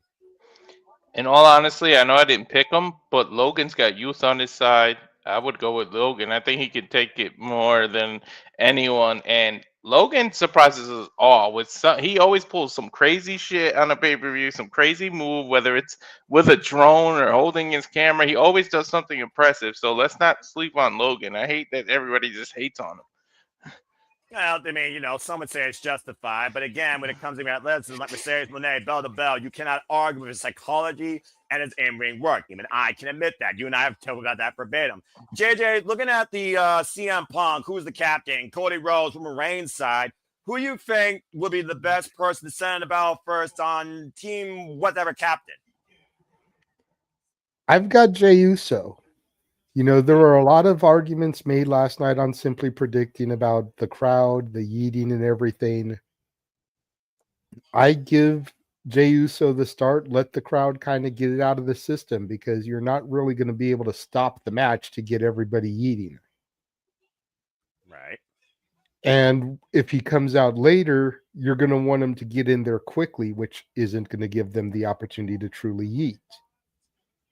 So get him out there, have him be first, and put him against Logan Paul. That was my picks for starting. I think those two will mesh well, and they'll put on a good match until whoever the next person comes out is. Well, to your point, Jey Uso and Logan Paul had fallout when Jey Uso, of course, was the world heavyweight champion. In fact, he challenged him for that title at one time in one-on-one action. Big G, again, we don't necessarily know who truly is in battle here, but there is one thing common when it comes to the side and left. They all freaking hate the Vision. And that might be the one thing that unifies them here. So what do you think is the best strategy for both men to start with on their sides? I would have to go with JJ. Have Jey Uso and Logan Paul start off the match. So as far as starters, who do you think is the greatest weapon on each side? I mean, I feel like everyone's going to say Brock Lesnar when it comes to Paul Heyman because Paul Heyman knows Brock Lesnar doesn't work by the hour. But at the end of the day, who's the most destructive obstacle that you could have on team whoever captain, Big G? I would say Roman Reigns. Roman Reigns, besides the Usos, Roman Reigns has the experience in war games, and I think he knows what to do. Oh, sorry, we got a Topanga sighting. We know how much he loves Vader wrestling. Shirt, by the way, wasn't Vader on Boy Meets World? Yes, he was. So that's a nice little throwback there. He played Ethan to play his father, if I'm not mistaken. Yeah, that big dude's father. Yep, he was kind of abusive or something towards him. Well, guarantee you there's going to be nothing but abuse and punishment here soon enough when these 10 men are locked inside this 2-cage structure. Who's this kid? What is this nerdy kid doing? Like this John I Cena? think he won that competition, the Xfinity Yep. thing. Yeah, the sheep are yeah. getting upgraded. and God Xfinity. bless Roxanne Perez. Of course, Xfinity giving them a front row VIP experience at a WWE PLE. So nervous. She's on the list too. She's on my list, damn it. You can scratch her off your list. Damn it, that was my NXT before it was anybody's NXT. And before Roxanne Perez was the prodigy of WWE, she was the prodigy of professional wrestling. Of course, former Ring of Honor Women's World Champion. Of course, in the ring with the virtuosa Deonna Purrazzo, former New Pro Texas champion in the ring with Killer Kelly. Xfinity, of course, supporting the Wi-Fi capabilities here and the decibel meter at Survivor Series War Game in Petco Park. As you all support us here as we cover this entire PLE for you. Again, I hope you all had a great time. It's been a pretty darn good show as we get ready for the men's War Games match. Again, if you haven't already, subscribe, follow Rock and Rhodes, follow DJ, of course, at 12 Robes and CornyFan8876 on the X. I'm sure they'll have a lot to talk about in the next episode of Rock and Ropes as we get ready for our main event here, the men's War Games match. They're actually doing an audio watch along, or they were doing an audio watch along of the show. They stopped, so Nice. follow Corny Fan. That's actually DJ. 12 Ropes is Ropes' account. Anyway, it's DJ and Ropes. I got you. So just in case they decide to go back live again. And Attendance was just announced. Yep, congrats to the WWE Universe. 46,016 W fans have packed out this baseball stadium for Survivor Series War Games. I wonder how that compared to the World Series. I'm not sure. The people that come to Padres games. I heard that ding. That's more than people go to the Padres games. Even I understood that reference. I don't watch baseball. But that being said, of course, you can stay tuned for Aaron Britt's recap immediately following Survivor Series War Games here on NoDQ.com. So that being said, Big G, Walter, and Simple Studios, Watch Along Community, are you ready to go to war? Let's do this. Oh, boy.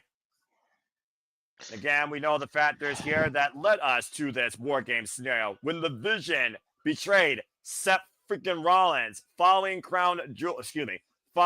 course, the events that happened at Crown Jewel. Cody Rhodes' history going all the way back with Paul Heyman returned to WWE, being Roman Reigns' undoing. Roman and the Usos, the bloodline that ruled WWE for the last 5 years. And CM Punk returned home to WWE 2 years ago as Logan Paul jacked his jaw and joined the Vision to become the latest Paul Heyman guy. Paul Heyman, who has created this brand new, more than dangerous ever alliance, looking to make sure that he controls the future of WWE. Again, what a militia, though. What a freaking army on both sides, honestly. It's kind of ridiculous. This is the graphic. It's like the most, I think it's the most star-studded War Games, like, since they came back and even from NXT days. Yeah, I will give you that there. You figure the star power here. Could you guys imagine if Seth did a miracle healing and just came back out tonight? I mean, is he really injured? I'm about to say, are we going to not go into the part about questioning injuries now in wrestling after Seth freaking Rollins self-proclaimed Michael Cole, quote-unquote, ruse of the century at SummerSlam? Who's to say Seth freaking Rollins doesn't show up here? Hell, we got Roman Reigns back for Pete freaking sake. We're literally revisiting Roman Reigns versus Brock Lesnar that ruled WrestleMania for 4 damn years. Oh my God! Don't remind me of that era. They're already reminding you of it. Although the best thing was that this didn't happen at WrestleMania, but that the whole throwing the mic and Roman just catching and winking—that was some shit. Again, Roman Reigns has been the most acknowledged WWE superstar of the modern era. And it's Roman Reigns, Jimmy and Jey Uso, Cody Rhodes, and CM Punk versus Paul Heyman's New Dangerous Alliance. Bron Breakker, Drew McIntyre, Bronson Reed, Logan Paul, and Brock Lesnar with Team Heyman has the advantage. There will be no peace when this is done. And I'm not sure if anyone's going to survive this. Here comes the sirens. Holla if you hear me as we got Steiner in the ring as we get ready for our main event. This is the men's War Games match. Oh boy. Buckle up, folks. You thought the women's one was an endurance contest. You ain't seen nothing yet.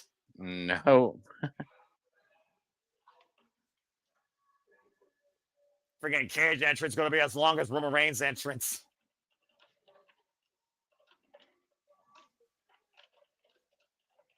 Two rings, one cage, 2 words.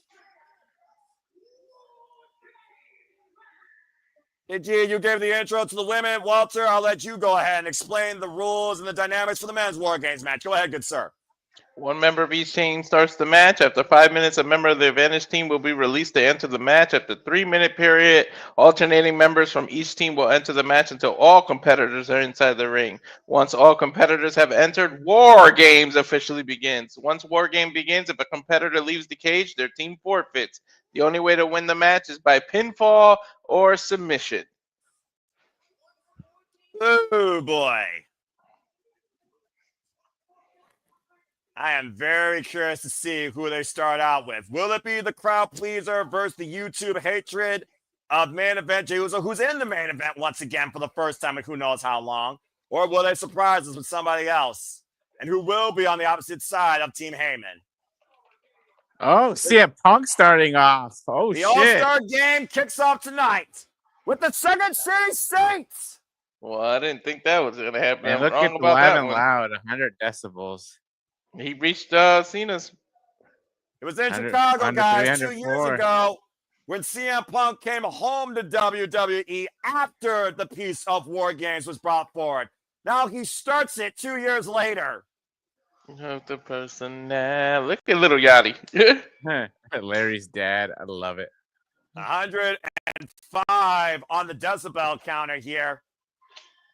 He's the only superstar whose pet has freaking merchandise. And he made it that way. The Second City Saint, the current WWE World Heavyweight Champion, beating Jey Uso for that title at Saturday night's main event after it was vacated due to the injuries of Seth freaking Rollins. Look Now at the it's subtle. two-time World Heavyweight Champion. Look at the subtle shout out to Cena. He's got the Celtics little pin from Boston on his jacket.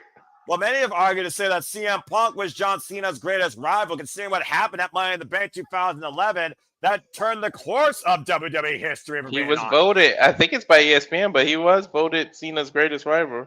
Yeah, that says something when you literally eclipse Adam Copeland, Randy Orton, Brock Lesnar, Right. amongst others. I love this camera angle. That's the drone's camera angle. Hey, kid, stop pulling on the man's arm! It's been quite a crazy 2-year ride since CM Punk returned home, Big G, to WWE, coming this close to winning the Royal Rumble, being betrayed by his best friend, losing out on the World Heavyweight Championship in just over 5 minutes. And now he finds himself entering war against some of his greatest rivals. Let's not forget, he and Drew McIntyre defined the better part of 2024 inside Hell in a Cell. Why are you climbing, dude? You're too susceptible to injury. Chill out. And CM Punk's not superstitious to injury at the end of the day. CM Punk believes that he's still as youthful and as batshit crazy as he was back when he was in ECW. Yeah, To answer your question so far, Punk has come out and started.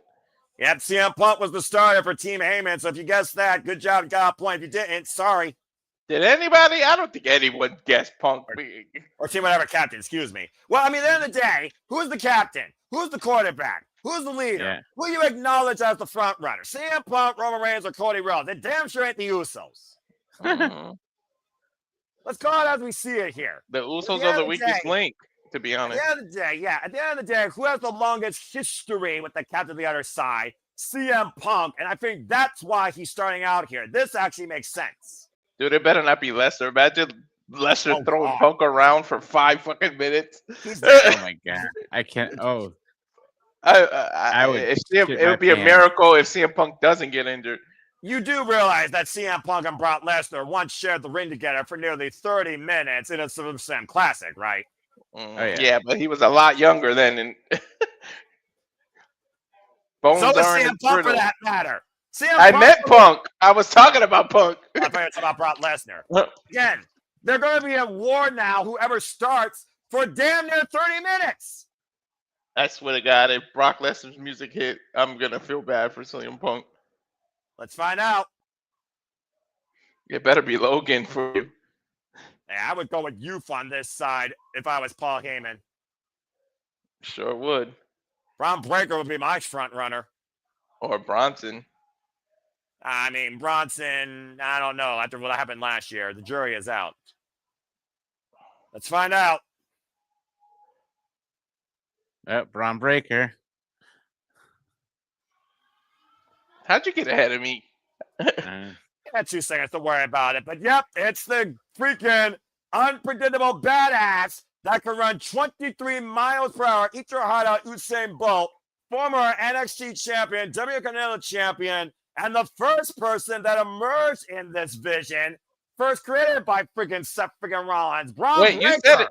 You said it. I did go for Bron Breakker, didn't I? I think you did.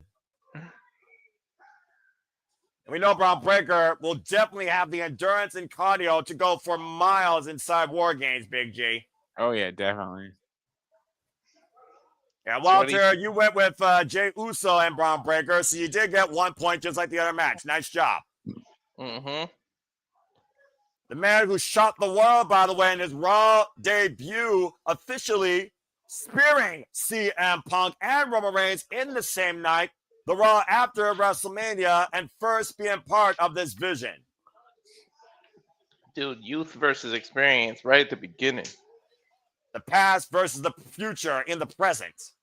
Bron Breakker is a front runner to be a leader of this generation of WWE.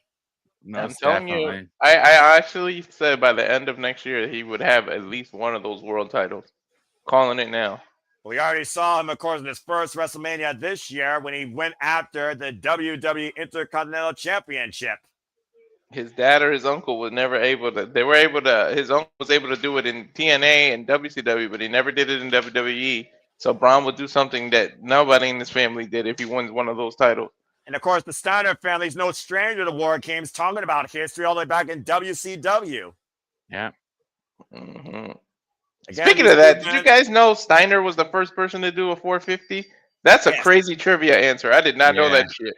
Yeah, it was a interview with Chris Van Vliet, I think. I know. Yeah. It was. And by the way, there's a reason why the Steiner was called a genetic freak. I would say Bron Breakker is this generation's genetic freak.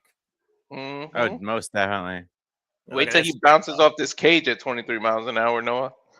The CM Punk and Bron Breakker, a picture tells 1,000 words here. You might literally be looking at a future. Pointing to the sky, or is he acknowledging Roman Reigns? 4:30. It went off at 4:30 for me. Yeah, I got 4:35. And again, to your point, I'm not sure, Big G, but let's not forget last year, CM Punk was called in by Paul Heyman as a favor to Roman Reigns' Wiseman at the time. Dude, he literally just overpowered Punk into the corner. Didn't even do anything. He just wants to show him that he can overpower him. At this point, again, you don't want to exert too much strength when you literally are going to be involved in this War Games match for the good 30 minutes before the damn match even starts, even if you got the advantage. Let's not forget, CM Punk, after these 4 minutes or whatever, he's going to have a handicap affair ahead for him. Oh, definitely.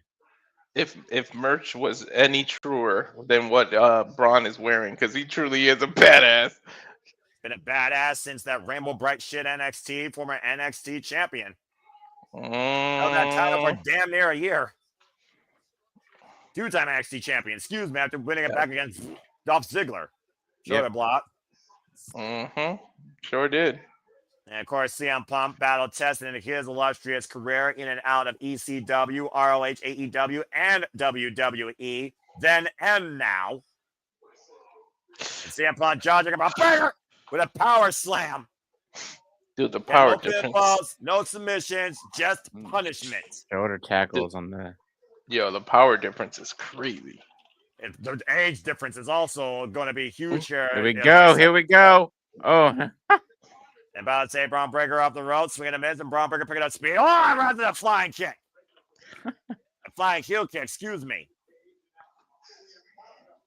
Power of Bron Breakker. That was just all power by CM Punk there. Everyone's got a plan, so they're hit in the face. You want to stop a man going from 23 and put him back to 0? Just literally clock him in the face with your boot. Literally. And both men avoiding catastrophe, crashing into that cage that you can use as a legal weapon here. Trying to knock the lights out of Bron Breakker. Bron Breakker and Bronson Reed will be running roughshod against Roman Reigns' bloodline, including a tag team win over Jimmy and Jey Uso. Now the overhead, look at this. The military press. Living above of ease and preventing collision with the cage. Now kick to the hamstring.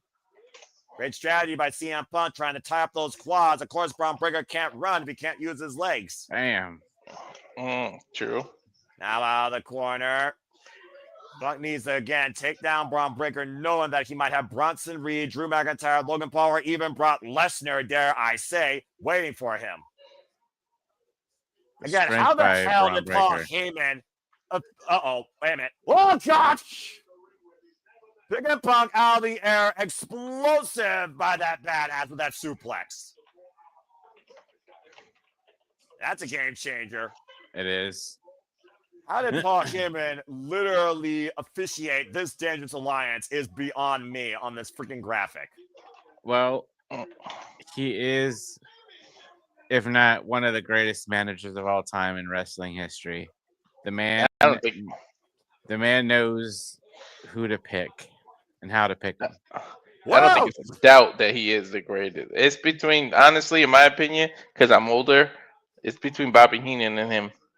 I say, who has the bigger brain? Who is the biggest weasel? Who is the biggest game planner? Game changer? Well, let's see. Bobby the Brain Heenan was the weasel. Paul Heyman is a walrus. Two different animals. Two different species. Each with the same amount of letters.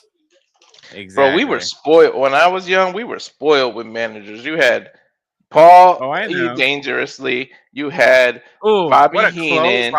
You had Captain Lou Albano. Yeah. You had Mr. Fuji. Mr. Fuji. Yo, we had so many. And I've gone back and watched, matches when they're like the managers are on there. Oh, we got the 20-second counter going up. Yeah, 20 seconds on my screen here. As again, we'll see who Paul Heyman has game plan to be in the tell ring. Me, I'm gonna pause it because my buzzer went off. Let me know when you had 0. We'll do 7 seconds until our next entrance. Since Walter's at 0, I can take this one. 3, 2, 1. Walter, who is it? I'll tell you. I just unpaused. We could be. Oh shit, McIntyre. Okay, and like you mentioned before, Noah, McIntyre and Punk have history, especially with their last match being Hell in a Cell. Yeah, let's not forget, Drew McIntyre blames CM Punk for the misfortune of his entire last calendar year, going all the way back to WrestleMania after Drew McIntyre was cashed in by Damian Priest and lost his World Heavyweight Championship, the title that CM Punk now holds, in 5 minutes and 26 seconds. And for the third time in his career, Drew McIntyre enters War Games. He's just staring down CM Punk. He's like... Blood that these two had over a bracelet and family values is nothing compared to this, might I add, now suspended WWE superstar and the vendetta he has. If looks could kill, CM Punk will be dead right now. Gee, did you notice Punk's trunks? Is it Season of the Witch? Yeah, it's all silver shamrock. Yeah, I just saw that. Good grief. And right now, there's hell to pay for CM Punk here, 2-on-3. Yeah, I see it now. Yep. Yeah, I do see that now. Yep, Halloween 3, Season of the Witch. And again, a lot of Halloween enthusiasts here, despite the fact that's not a real holiday, even though this could be a horrible holiday for CM Punk here. And right now being ping pong between Bron Breakker and Drew McIntyre. Again, 2-on-1 affair. Ooh, Claymore. Oh, shit. That side hood on the Bulldog. And oh, God. Just saw that, Big G. Turn his lights out. Now he's gouging his eyes. Oh, my God. I'm about to say, who's Drew McIntyre more mad at right now? Is he mad at CM Punk for last year? Is he mad at Cody Rhodes for this year? Or is he just mad at himself? He just needs to be mad at himself. He can't Well- win the big one, man. I'm about to say, when was the last time he won a big one, Walter? Royal Rumble 2020 and that WrestleMania. And again, But you Bron know what? Breakker. Props to McIntyre for holding down the pandemic era. Like, Yeah, about to say, again, he was the champion of us all in front of no one, and he's been salty about it ever since. Oh, long Bro, dart this is into so the cage, unfair. Can you imagine being against these two powerhouses by yourself? let alone them on the same team. yeah. You need Roman next, to be honest, just to freaking match power. I'm sure we'll get one of the Usos. Well, again, CM Punk definitely needs an equalizer here. If I was Cody Rhodes, if you are the captain, I would lead by example and help this man here. Of course, Oh Drew yeah, McIntyre now that lost. you're right. Maybe Cody comes out because Drew's out there. And not to mention, Cody Rhodes was assaulted by Drew McIntyre literally just 2 weeks ago on his own tour bus. And Drew McIntyre lost to Cody Rhodes not once but twice for the WWE Undisputed Championship. When his music hits, it's gonna be nuts too. Page first goes CM Punk inside the cage right now. Bron Breakker and Drew McIntyre having their way with the Second City Sane, the current World Heavyweight Champion. Ooh. The enemy of my enemy is my friend here, apparently. That is the MO when it comes to what Paul Heyman says when he says, CM Punk, nobody likes you. 17 seconds until we find out who is next to join Team Whatever Captain. To be honest, if it's Jimmy or Jay, that'll be a 7, letdown. 6. I'm at 8 seconds. You might want to pause for a second. 3. Think you catch Yeah, it. he's fine. He's only 2 3, seconds. It's all good. 2, 1. Go ahead, G. Cody Rhodes, ladies and gentlemen, the American Anyone want to Nightmare. call it? The It's just American you. Nightmare, about to once enter the creation of the American Dream tonight at War Games. Both champions are the first two. Wow. And of course, Well, like the I two said, captains. Dusty Rhodes, part of the very first War Games, the brainchild behind this nightmare. The American Dream, Dusty Rhodes, once again finds himself entering the fray with Drew McIntyre trying to prevent Cody Rhodes from getting inside. Which is smart, to be honest. I'm about to say, if he climbs up to the top, there's no stopping him. Oh my Now God, is he we're gonna going to go? climb the cage. CM Punk is think- busted open, ladies and gentlemen. Well, you know, we Well, actually have what busted him open? Oh, what busted him Sword out open? of here. The lawn dart? The lawn dart was Probably. scraping against the cage, by the way. If you don't remember, he was just got raped like a cheese grater moments ago before Cody Oh, came in. Cody Bron cut her Breakker. off the top road to Bron Breakker. And Cody up the second rope. Big G to Cody, carry your point. Mm-hmm. Oh, Yeah, G, you might want to pause just for like 2 seconds. Oh, no. What the fuck? All right, good. Did Cody just hit Punk? Yes, Yeah, by he did. accident. Adrenaline in his show. Adrenaline in Cody Rhodes. Inadvertent contact against CM Punk. As Cody's Yeah. been seeing nothing but red the last few weeks. We Punk's talked still about Cody's. before, Big G, the egos here. If the egos do not coexist, this is a loss for Team Whatever Captain. Exactly. How many times have Cody and CM Punk teased facing one another? Not long. Oh, are we getting a heart attack? It looks like it's CM Punk off the ropes. Now, heart attack connects to Drew McIntyre. Perfectly executed here by Cody and Punk. And Cody can bleed very easy because he's just held together by like 11 staples on that eye. Well, again, when you literally were assaulted on your own bus by Drew McIntyre just 2 weeks ago, that doesn't heal easily over time. Again, Cody was left a bludgeon mess. What the hell is this? Up on the shoulders, CM Punk. Don't get of ice! Breakker lands hard on the back of his head. Mm. That could lead to a broken neck if you're not careful there. That was a horrible landing for Bron It Breakker. was. I don't know if Bron Breakker can even break that thick ass neck. And now Cody Rhodes turns his attention against the bane of his existence for the last couple of months, Drew McIntyre. And so far, Punk and Cody working well together despite that inadvertent contact and shot. Mm-hmm. Damn. McIntyre right in the cage. That's Let's see how he brought. That's Oh, a- he landed on his neck. Yeah, but I'd say, look at this. Jesus. He That's landed on it concussion. there. That's concussion level territory of scare right there. Breaker right now in a world of headache. But we know there's no quit whatsoever in any of these men here. That's for sure. No. And now Thought it Cody hurt. driving Drew face first in the turnbuckle. Again, we know the next person coming out here will be for Team Heyman. Back in I think you- 1987. I think you say Brock for last. I mean, Oh, yeah. Brock Lesnar doesn't get paid by the hour. I'm just saying. 18 seconds until we find out who joins Team Heyman. And this turns once again to a 3-on-2 handicap if Braun Breaker can find his stirring. 10 seconds here. And Big G, I'll let you go ahead and take this one once again. Since you did We're at Team Whatever 4, Captain, Bionic Elbow. 3, 4, 2, 3, 1. 2, 2, 1. 1. Who do we got? Logan Paul, ladies and gentlemen, the The Maverick. Maverick is about to soar in its first ever War Games. Okay. And There's no one crime thing- bout on hand. Well, there's one thing Logan Paul is not, and that is definitely humble. But the Maverick has been soaring here in WWE in the short tenure of his career, already been United States champion. Marching his way to the ring, taking his sweet time. Again, we're talking about War Games, folks, created by Dusty Rhodes first in 1987, originally used in Jim Crockett Promotions and the NWA, and more people might remember it from the WCW, usually at the Fall Brawl pay-per-view.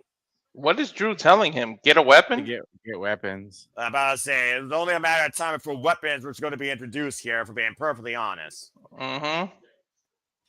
Now, I figure out the first time, of course, we saw United Front, it was the 4 Horsemen that were involved in War Games that I can remember. Ooh, right to the gut. And again, Logan Paul, the freshest competitor now inside this structure. 2 minutes and 50 seconds to our next participant. Oh, man, up and over Cody, face Ooh, first. I, in that steel chair. I love when Logan does that. Seamless execution by the Maverick. Now Logan Dang. Paul from the opposite side, soaring over the middle, wiping out CM Punk. I thought he was going to do the buckshot lariat. I thought You so said too. yourself, that partition probably prevents him from doing that. It looks like Logan's got like some NWO inspired gear on. The Mhm. black and white. And don't surprise me when it comes to this guy that's been looking to corrupt the industry. Look at these fists. Don't forget, he is this established boxer, regardless of how sucky his fight is. Walter, there's a titanium metal plate in that right hand. Mm-hmm. That's a lethal weapon in itself. Logan and Damn Cody going sure to the is. top of the cage. What the hell are Logan and Cody thinking here right now? I don't want to know. Well, I mean, technically, War Games has officially begun, so I guess if one does fall out, it's not a surrender. No. That's true. It never What? began. 46,000 looking on, though, as Logan Paul and Cody Rhodes are up in the lights at the top of the War Games structure, trading fists. One man is dangerously close Ooh. to a disastrous fall, though. And a To chair be to honest, from I Cody think- Rhodes. I think the rule is if you climb out, if somebody knocked you off, I don't think that counts. I would, again, I've never seen a situation where escape the cage your team forfeits the match prior to the fact. We've only got 5 people in here. There's still 5 more to go. I'm just saying in general, I think you have to voluntarily climb out, not somebody knock you Yeah, out. if you voluntarily leave. Well, I mean, we thought for a moment ago that Becky Lynch was going to do that in the women's War Games, and the jury is out whether or not she still would have did that. I would do it if I saw Lesnar on the other side of me. Fuck that. Cody Rhodes right now being wriggled a cheese grater across the steel cage. Matter of time before he starts bleeding. Braun Breaker, Drew McIntyre, and Logan Paul in firm control of both the world champions of WWE. The strength being shown by Logan and Drew with the double team on CM Punk and the stalling Man. vertical. Dude, these two are just Cody and Punk were like the sacrificial lambs. Yeah, again, who's captain, who's quarterback? You tell me. 15 seconds. Walter, I'll let you take who's coming in next as Cody and Punk might finally get some aid in this War Games pre-match, because let's call it what it is. This is the pre-match before the thing begins. 5 seconds till entrant number I'm going to assume 6. it's Jimmy. Watch. Let's Let's see. see who it is. Yeah. It's one of those. I mean, Jimmy. it was only a matter of time before the bloodline got involved here. Big Jim. The 8-time tag team champion going inside War Games. Of course, for the 3rd time, as the bloodline has, of course, won this War Game structure twice. At times, I think Jimmy Uso is underappreciated as a singles competitor. Oh! Catching Bron Breaker's arm against the steel cage. Of course, Jimmy Uso and Drew McIntyre have also had their fair share of bad blood on SmackDown. And Jimmy now looking for more weapons to bring inside. Oh, heck yeah. Here we go. Of course, you got to get a table. Why the frick not, right? You got to Brought get to a you damn by table. Slim Jim. Somebody's feeling woody. WWE, the definition of over product placement. Toy Story. Bam, super kick. Oh! This is super kids. The 3-minute clock's in the way as Jimmy Uso's now ended the fray. Once again, we're back to a 3-on-3 affair. Oh, nice Samoan drop there by Jimmy Uso. Of course, Paul Heyman was alongside the Bloodline back in 2022. After, of course, they beat the Brawling Brutes and Kevin Owens when Sami Zayn, of course, proved his allegiance to the Bloodline. Now switch with Rhea out of the corner, wiping out Logan Paul and Bron Breaker. Go ahead, Jimmy. Whispering the win. Damn. Oh, Claymore! Never mind, Jimmy. Yeah, nice job, Walter. You set him for destruction. And Cody Cody. Rhodes again into the steel cage. Bro, Drew is like the MVP right now. I have to say, who's been the best competitor so far in this match? It's been Drew without a doubt. And again, CM Punk right now driving his boot in Drew McIntyre's midsection. Logan Paul and Bron Breaker isolated with Jimmy Uso. And Bron Breaker once again running the ropes. This is going to end badly. Watch out! Bron is the only one that could probably shift a ring that's held together by a cage. When you run 23 miles per hour, not even a brick wall can stop you probably. No. And again, CM Punk squaring off against Logan Paul. Now again, CM Punk driving those knees into the Maverick. Logan Paul hooked up for a snap German. Connects now. And again, CM Punk, of course, started the match with Bron Breaker. And you can see the wear and tear already affected the second he's saying. That's it. Frankensteiner by the Steiner. How poetic. And remember, just 5 minutes ago, this man landed on his fucking neck. Let's take a look at the replay here again. Picture perfect Frankensteiner. Telling you, those God's thick Steiner, necks. proud of that. Remember Lesnar at WrestleMania did a shooting stars press, landed on his neck, and finished the match. In defeat, but nonetheless, you are correct. And right now, you see every time you think that one side has the advantage, how quick it can turn. CM Punk, Cody Rhodes, and Jimmy Uso nullified right now by Logan Paul, Drew McIntyre, and Bron Breaker. As we still have up next for Team Heyman, it's got to be Bronson Reed, right? There is no way in hell. It's Bronson. Yeah. Brock is going to be last. There's no way. In 19 seconds, we'll see if Walter is correct here. Oh, it keeps the midsection by Drew. I give it to you, Noah. 15, 14, 13, 12, 10 now. I got 10. Yeah, I'm about to say, Cody Rhodes showing a bit of blood over his right eye. 5 seconds until the next person for Team Heyman joins the fray. 3, 2, 1. And who is it, Noah? Called it! McIntyre and company got colossal backup in the former NXT North American champion, also part of the division, Bronson Reed. And let's just pray Bronson doesn't break his ankle this year. Don't give him ideas. I don't think he's going to go for it this time. And what would have happened if Vision attacked Roman backstage and he can't come out? They can never officially start the match. I mean, it's not the first time we've seen a team try to get a handicap advantage. And at the end of the day, if it didn't come out eventually, the match did start again. Rhea Ripley and Candice LeRae did come back from a 2-on-4 deficit. And I'm sure Paul Heyman has to have a game plan for Roman Reigns. Who's going to come in here? Meanwhile, Tsunami! That's CM Punk. Damn, weather report right off the rip. About to say they are pretty close to the coastline. And again, Bronson Reed looking to send a second win Tsunami to Jimmy Uso. Bronson Reed wreaking havoc right now, wiping out the entire opposite team. Literally rallying the cage, and Cody Rhodes Tsunami! Single-handedly, Bronson Reed has wiped out everybody. Yeah. Gosh. They better be lucky that it hasn't officially started and they can't get pinned or anything. They better be grateful he's only done one splash to each of them. Let's not forget, he once did 8 splashes in succession to Seth freaking Rollins. Correct. Oh, rushing Cody Rhodes against the cage right now. And Cody's bleeding right above his left eye or right eye. And Bronson Reed, the colossal one, the Brons working together here. Drew McIntyre, Logan Paul, Bronson Reed, and Bron Breakker having their way with Team Whatever Captain. Again, Bronson Reed squishing CM Punk this time against the cage. At this point, it's just literally pick and choose who you freaking isolate and dominate. Let's look at this. Bronson Reed looking to be acknowledged, once called the tribal thief. With a singles victory over Roman Reigns earlier this year in his home country, might I add. Back in October in Crown Jewel. Proving that he belongs in the main event here. I think last year, Bron Breakker was trying to find his spot, trying to find an opportunity. And it was at the expense of Seth freaking Rollins that he found it. Yep. Drew McIntyre and Bronson Reed right now isolated with Jimmy Uso. And you see right now, CM Punk isolated Drew McIntyre, and Drew has exposed the metal turnbuckle. And now Bronson Reed trying to send Jimmy through that table. Super kick, though. Rocks the colossal Bronson Reed. Super kick to Bron Breakker. Jimmy trying to fight back here.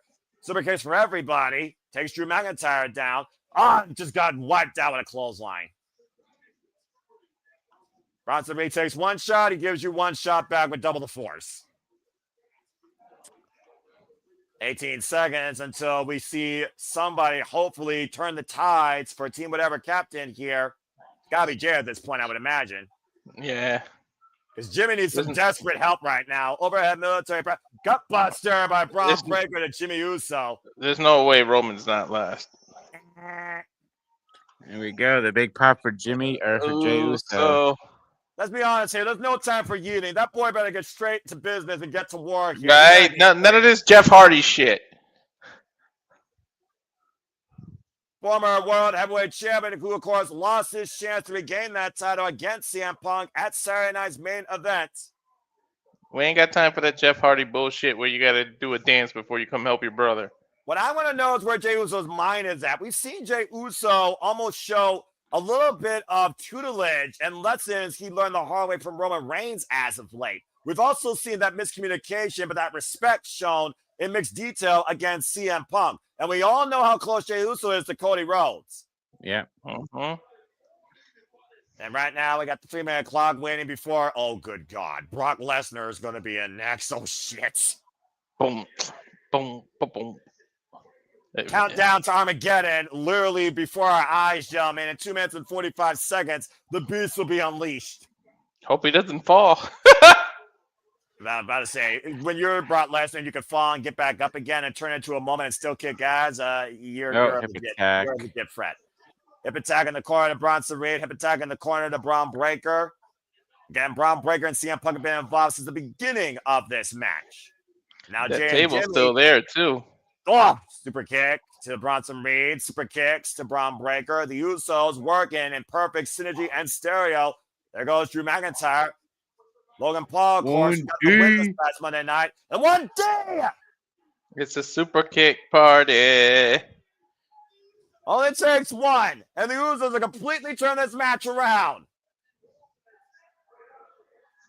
The complexion is completely changed here, guys. Jesus, right in the middle of the match. Are you fucking kidding me, Jay? This is not the time to party. And this is why you're going to lose. Oh, my God. 46,000 yeeting in the course of war. What the fuck world am I living in? They had to get it in. It wouldn't have made sense to do it when you got to go rescue your brother. Get it fucking in to get the victory. That's what I said. Fucking idiot. Damn it, Jay, you freaking idiot.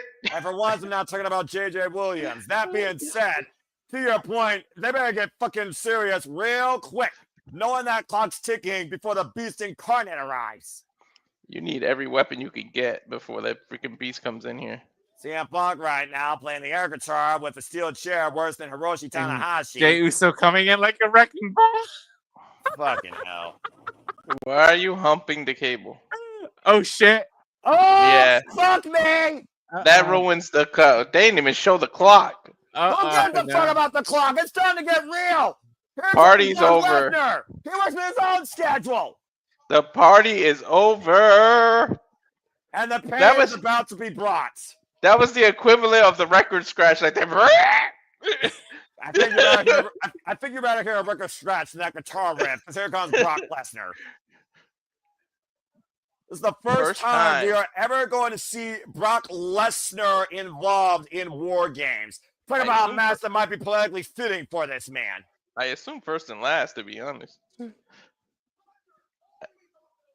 F5 everyone. Is, like I said before, Lesnar does not work well with others. It's the first time we're seeing Brock Lesnar work with people in who knows how long.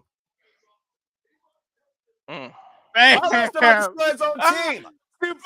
Clothesline. Suplex. German suplex. Clothesline. He hit that table, by the way. German suplex to Cody. Yeah, welcome to Suplex City, folks. Overhead suplex, belly to belly. Poor Jeff right now. Now another one. War Games has become Suplex City, bitch. I'm not surprised in the slightest. 4 suplexes in stereo in the span of 10 seconds. What? That table's going to be saved for Roman to spear somebody through it. Watch. Or let's not forget, Jay speared Roman through the table, and it cost Roman the match against Bronson Reed at Crown Jewel. This history repeat itself. Oh, God! That's 6 German suplexes, by the way, if you're keeping count, folks. Oh, freaking walking weapon. Now, 5. That's 5! One more for Punk, probably. Yep. I'll say, Brock Lesnar is going to have his way right now with everybody. Oh, God! And remember, it hasn't officially started yet. Not till Roman enters the fray. And it might become a one-on-one match if Brock Lesnar has his way. You talk about cleaning. Let him just F5 his partners too at this point. Someone threw a high school party and the parents walked in. That's what just happened. Notice that Brock Lesnar has been working in this ring by himself, to your point. The other ones have not gotten involved or near him. I'm telling you. 46,000 watching our main event here at Survivor Series. Brock Lesnar unleashing hell on earth. Another one. Oh my God, poor Jay. So, what happens when you lock a beast in a cage, Noah? You're seeing it. They unleash absolute carnage. Get to the midsection to CM Punk. I don't know what's worse, letting a beast in a cage, locking him in, or letting him out of the cage. Cody Rhodes, the last man to beat Brock Lesnar, might I add, one-on-one at SummerSlam last year. He's going to throw him halfway across the ring, isn't he? Oh, you know he is. Oh, God! Because he looked before he did that. Drew's starting to get up. It made Cody see him eye to eye, and I don't think you'll ever look in the eyes of the beast incarnate. Dude, Lesnar does not get paid by the hour for real. Do you think this is what Paul came in and Brock Lesnar met when they said we should talk? Yes. Yeah. 19, 17, 16, 15, 14 for Tribal Chief. Why would you give Brock Lesnar a weapon, though, is what I want to know. 10, 9, 8, 7, 6, 5, 4, 3, 2, 1. And then we're going to get the Tribal Chief who takes 4 minutes to get to the ring anyways with his entrance. And look who's waiting just outside the entrance for said man.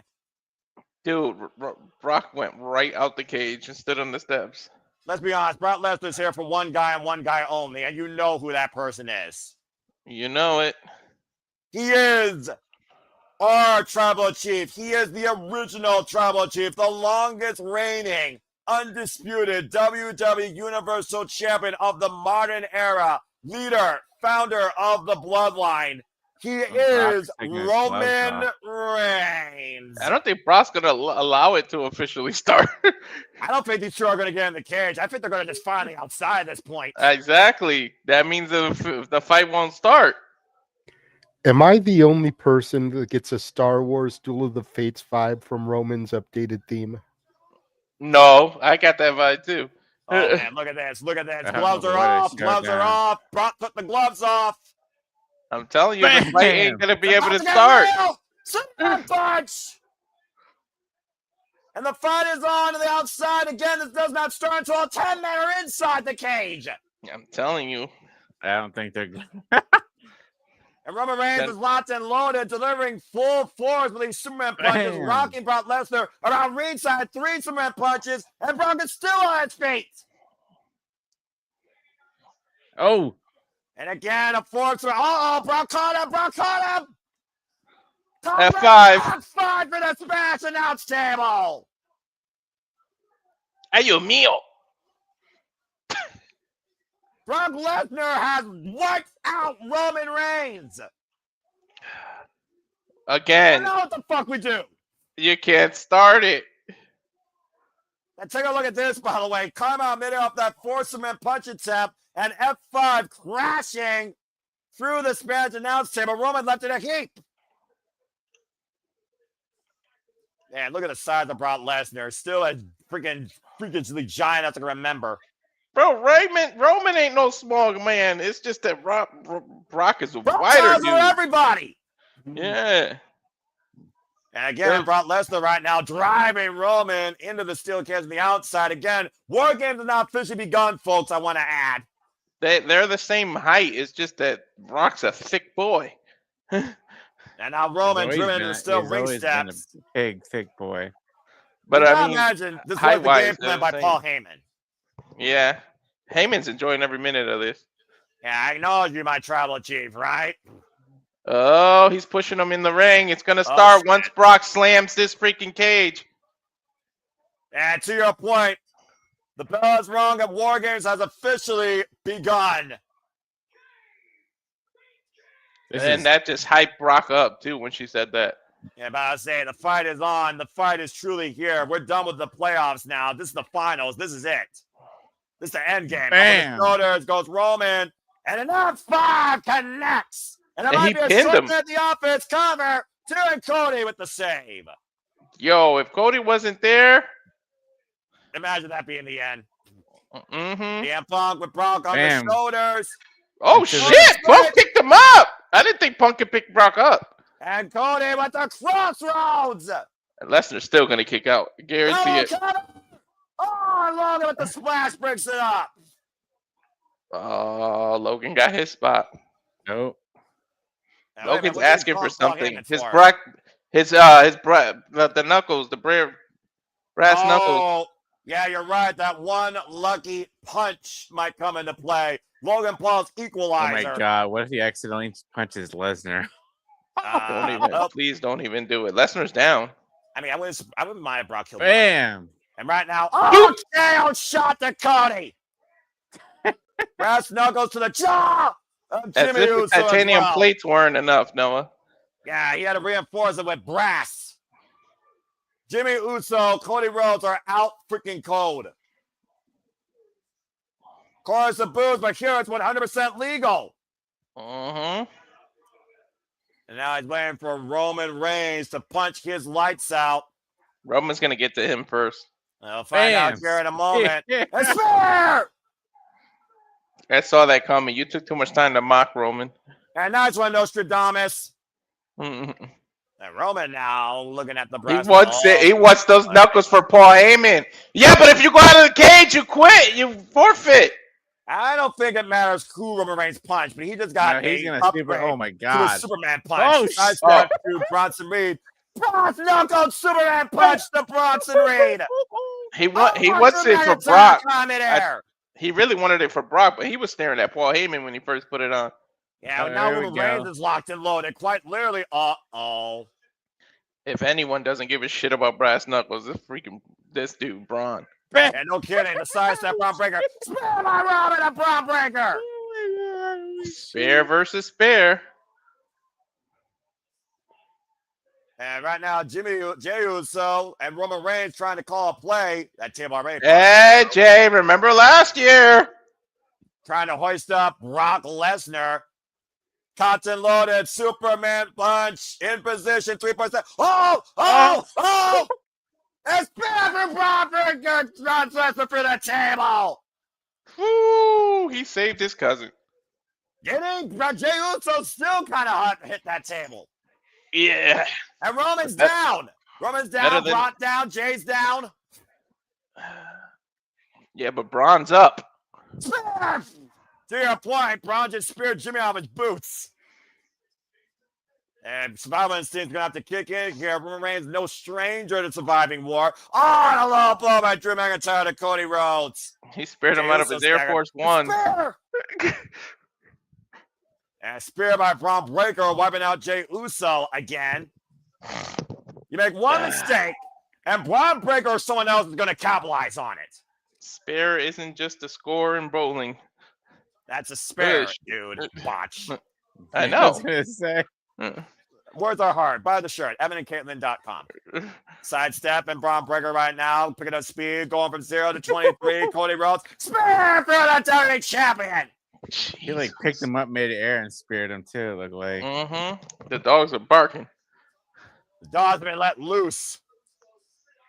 Even despite the fact that locked inside a cage, what an oxymoron. Now CM Punk staggered to his feet. Sidestep. Oh! Ooh, yo, he could literally break the cage. That's Bron this Breakker big boy. speared himself into the cage while CM Punk's got him up on the shoulders.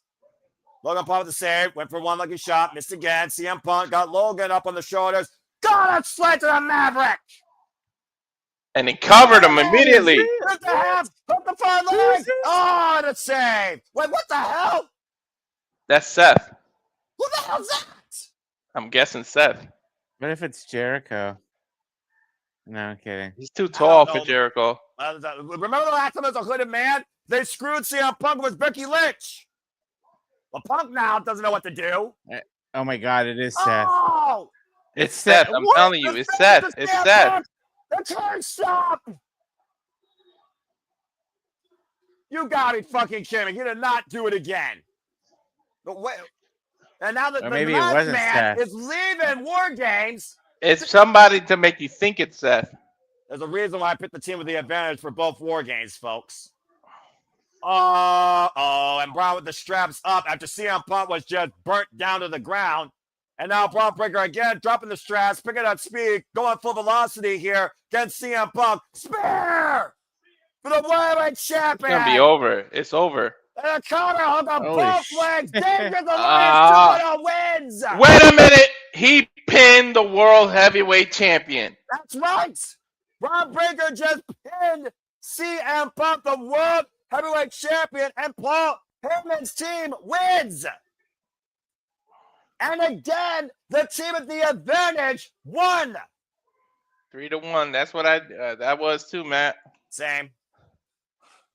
And then add your bonus points in if you got bonus points. Yeah, there was up to 6 points in the line tonight. Again, stay tuned, folks. The final scores, the leaderboards, the winners will be revealed Wednesday on predictions postmortem with me and Papa Gino live on my YouTube channel, 6 p.m. Standard Time. Stay tuned. But either way, can we just go back to the fact that once again, it was a masked hooded figure that screwed CM Punk. And CM Punk got screwed again. It was to make you think it was Seth, but it probably wasn't. He's not tall enough to be Seth. Well, either way, that front kick curve stomp combination feels very much like a visionary plan or an architect blueprint in mind, Walter. Hey, I said at the beginning, what if Seth came back? But I doubt that Steph's truly injured. When is Steph truly gone? Why did he put the straps on just to take them back off, by the way? Bron Breakker wanted to re-engage himself, full ignition, full throttle as he cuts through CM Punk with one last emphatic spear to win War Games here tonight for Paul Heyman. Paul Heyman's team wins. Well, I don't know necessarily what this vision is going to lead to, but if that shows us anything, Bron Breakker might soon be the World Heavyweight Champion of Monday Night Raw. Stop showing Brock being human and shaking kids' hands. Stop it. Brock Lesnar, Bron Breakker, Bronson Reed, Logan Paul, Drew McIntyre, and Paul Heyman, your winners of the Series War Games match. That's not a bad take. Could be Austin Theory. I'm about to say, for the first time, Austin Theory actually might be over. You got to bring JJ back in, you know. I'm about to say, let's go ahead and bring JJ in here and get his thoughts and closing remarks. JJ, go ahead and talk about what just happened. Very, very interesting. I'm going to be curious to see who the hooded man was. I feel like we all got an assumption here, and Roman Reigns again left dumbfounded in the middle. He asked Cody, he asked Punk to figure it out. At one point, he says, I can't do anything on my own. I want to see my bloodline grow. And Roman Reigns just lost. At the end of the day, Roman Reigns just lost again, folks. Austin Theory is a good take because he's about 6 feet. I told you that kid, that whoever that was, looked a little too short to be Seth. Yeah, but wasn't he out also injured, I thought? Yeah, but they've been saying he's medically cleared. They was just looking for something for him to do. And both the World Heavyweight Champion and the WWE Champion on the defeated side of War Games tonight. Could we see Cody versus Roman and Punk versus Bron at WrestleMania this year? I mean, I feel like I got to tease ahead of Saudi Rumble, if nothing else here. Again, Roman Reigns told both those men, figure it out, and that title would look good on my shoulder. Roman with the hand out. Wait. Roman's helping Punk up. Is he going to spare him? I don't know the point here. Bloodline, blood thicker than water. Is he going to pick up Cody? Show respect there so far between CM Punk and Roman Reigns, but what about Cody Rhodes? What if it's Jay that turns heel right now? Again, last year, CM Punk helped Roman. And Cody was Roman's undoing last year as well. Reach out. Sorry, I didn't need your help getting up. Yeah, again, no love lost with these two. That main event at WrestleMania 40 and the start of the Paul Levesque era. Emotions running high. Ingles very much. Turn around, Cody. Jey Uso's going to super kick you down. Either way, I think you're looking at your WrestleMania main event in some capacity with these three men. Damn, look at CM Punk's eye. Shit. I mean, his eye was almost closed shut. Well, there sure as hell is no peace here. Further indifferences, if nothing else, between Roman, Cody, and Punk. Why is Roman hesitating? Roman's always thinking, guys. Yo, but I don't know if he's thinking about the championship or is he thinking about his future. Something's up. It's a very tense face-off here with Cody and Roman. And that's it.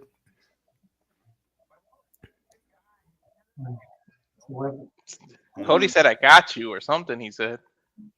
Something about a team. Well, that being said, War Games does come to an end. For Walter Cruz, for Big G, for the regular JJ Williams, I'm Noah Foster. We'll see you at the top of the hour for the Saturday Dance. Host members JJ Williams. Thank you all so much for tuning in again. Subscribe to my friends. Until next time, whether we see you tonight or later on in the week, make a positive impact in life. Have a good night. In the out of war, there is no peace. Only further confrontation to come. Walter, cut the fucking feed. War Games! Wow.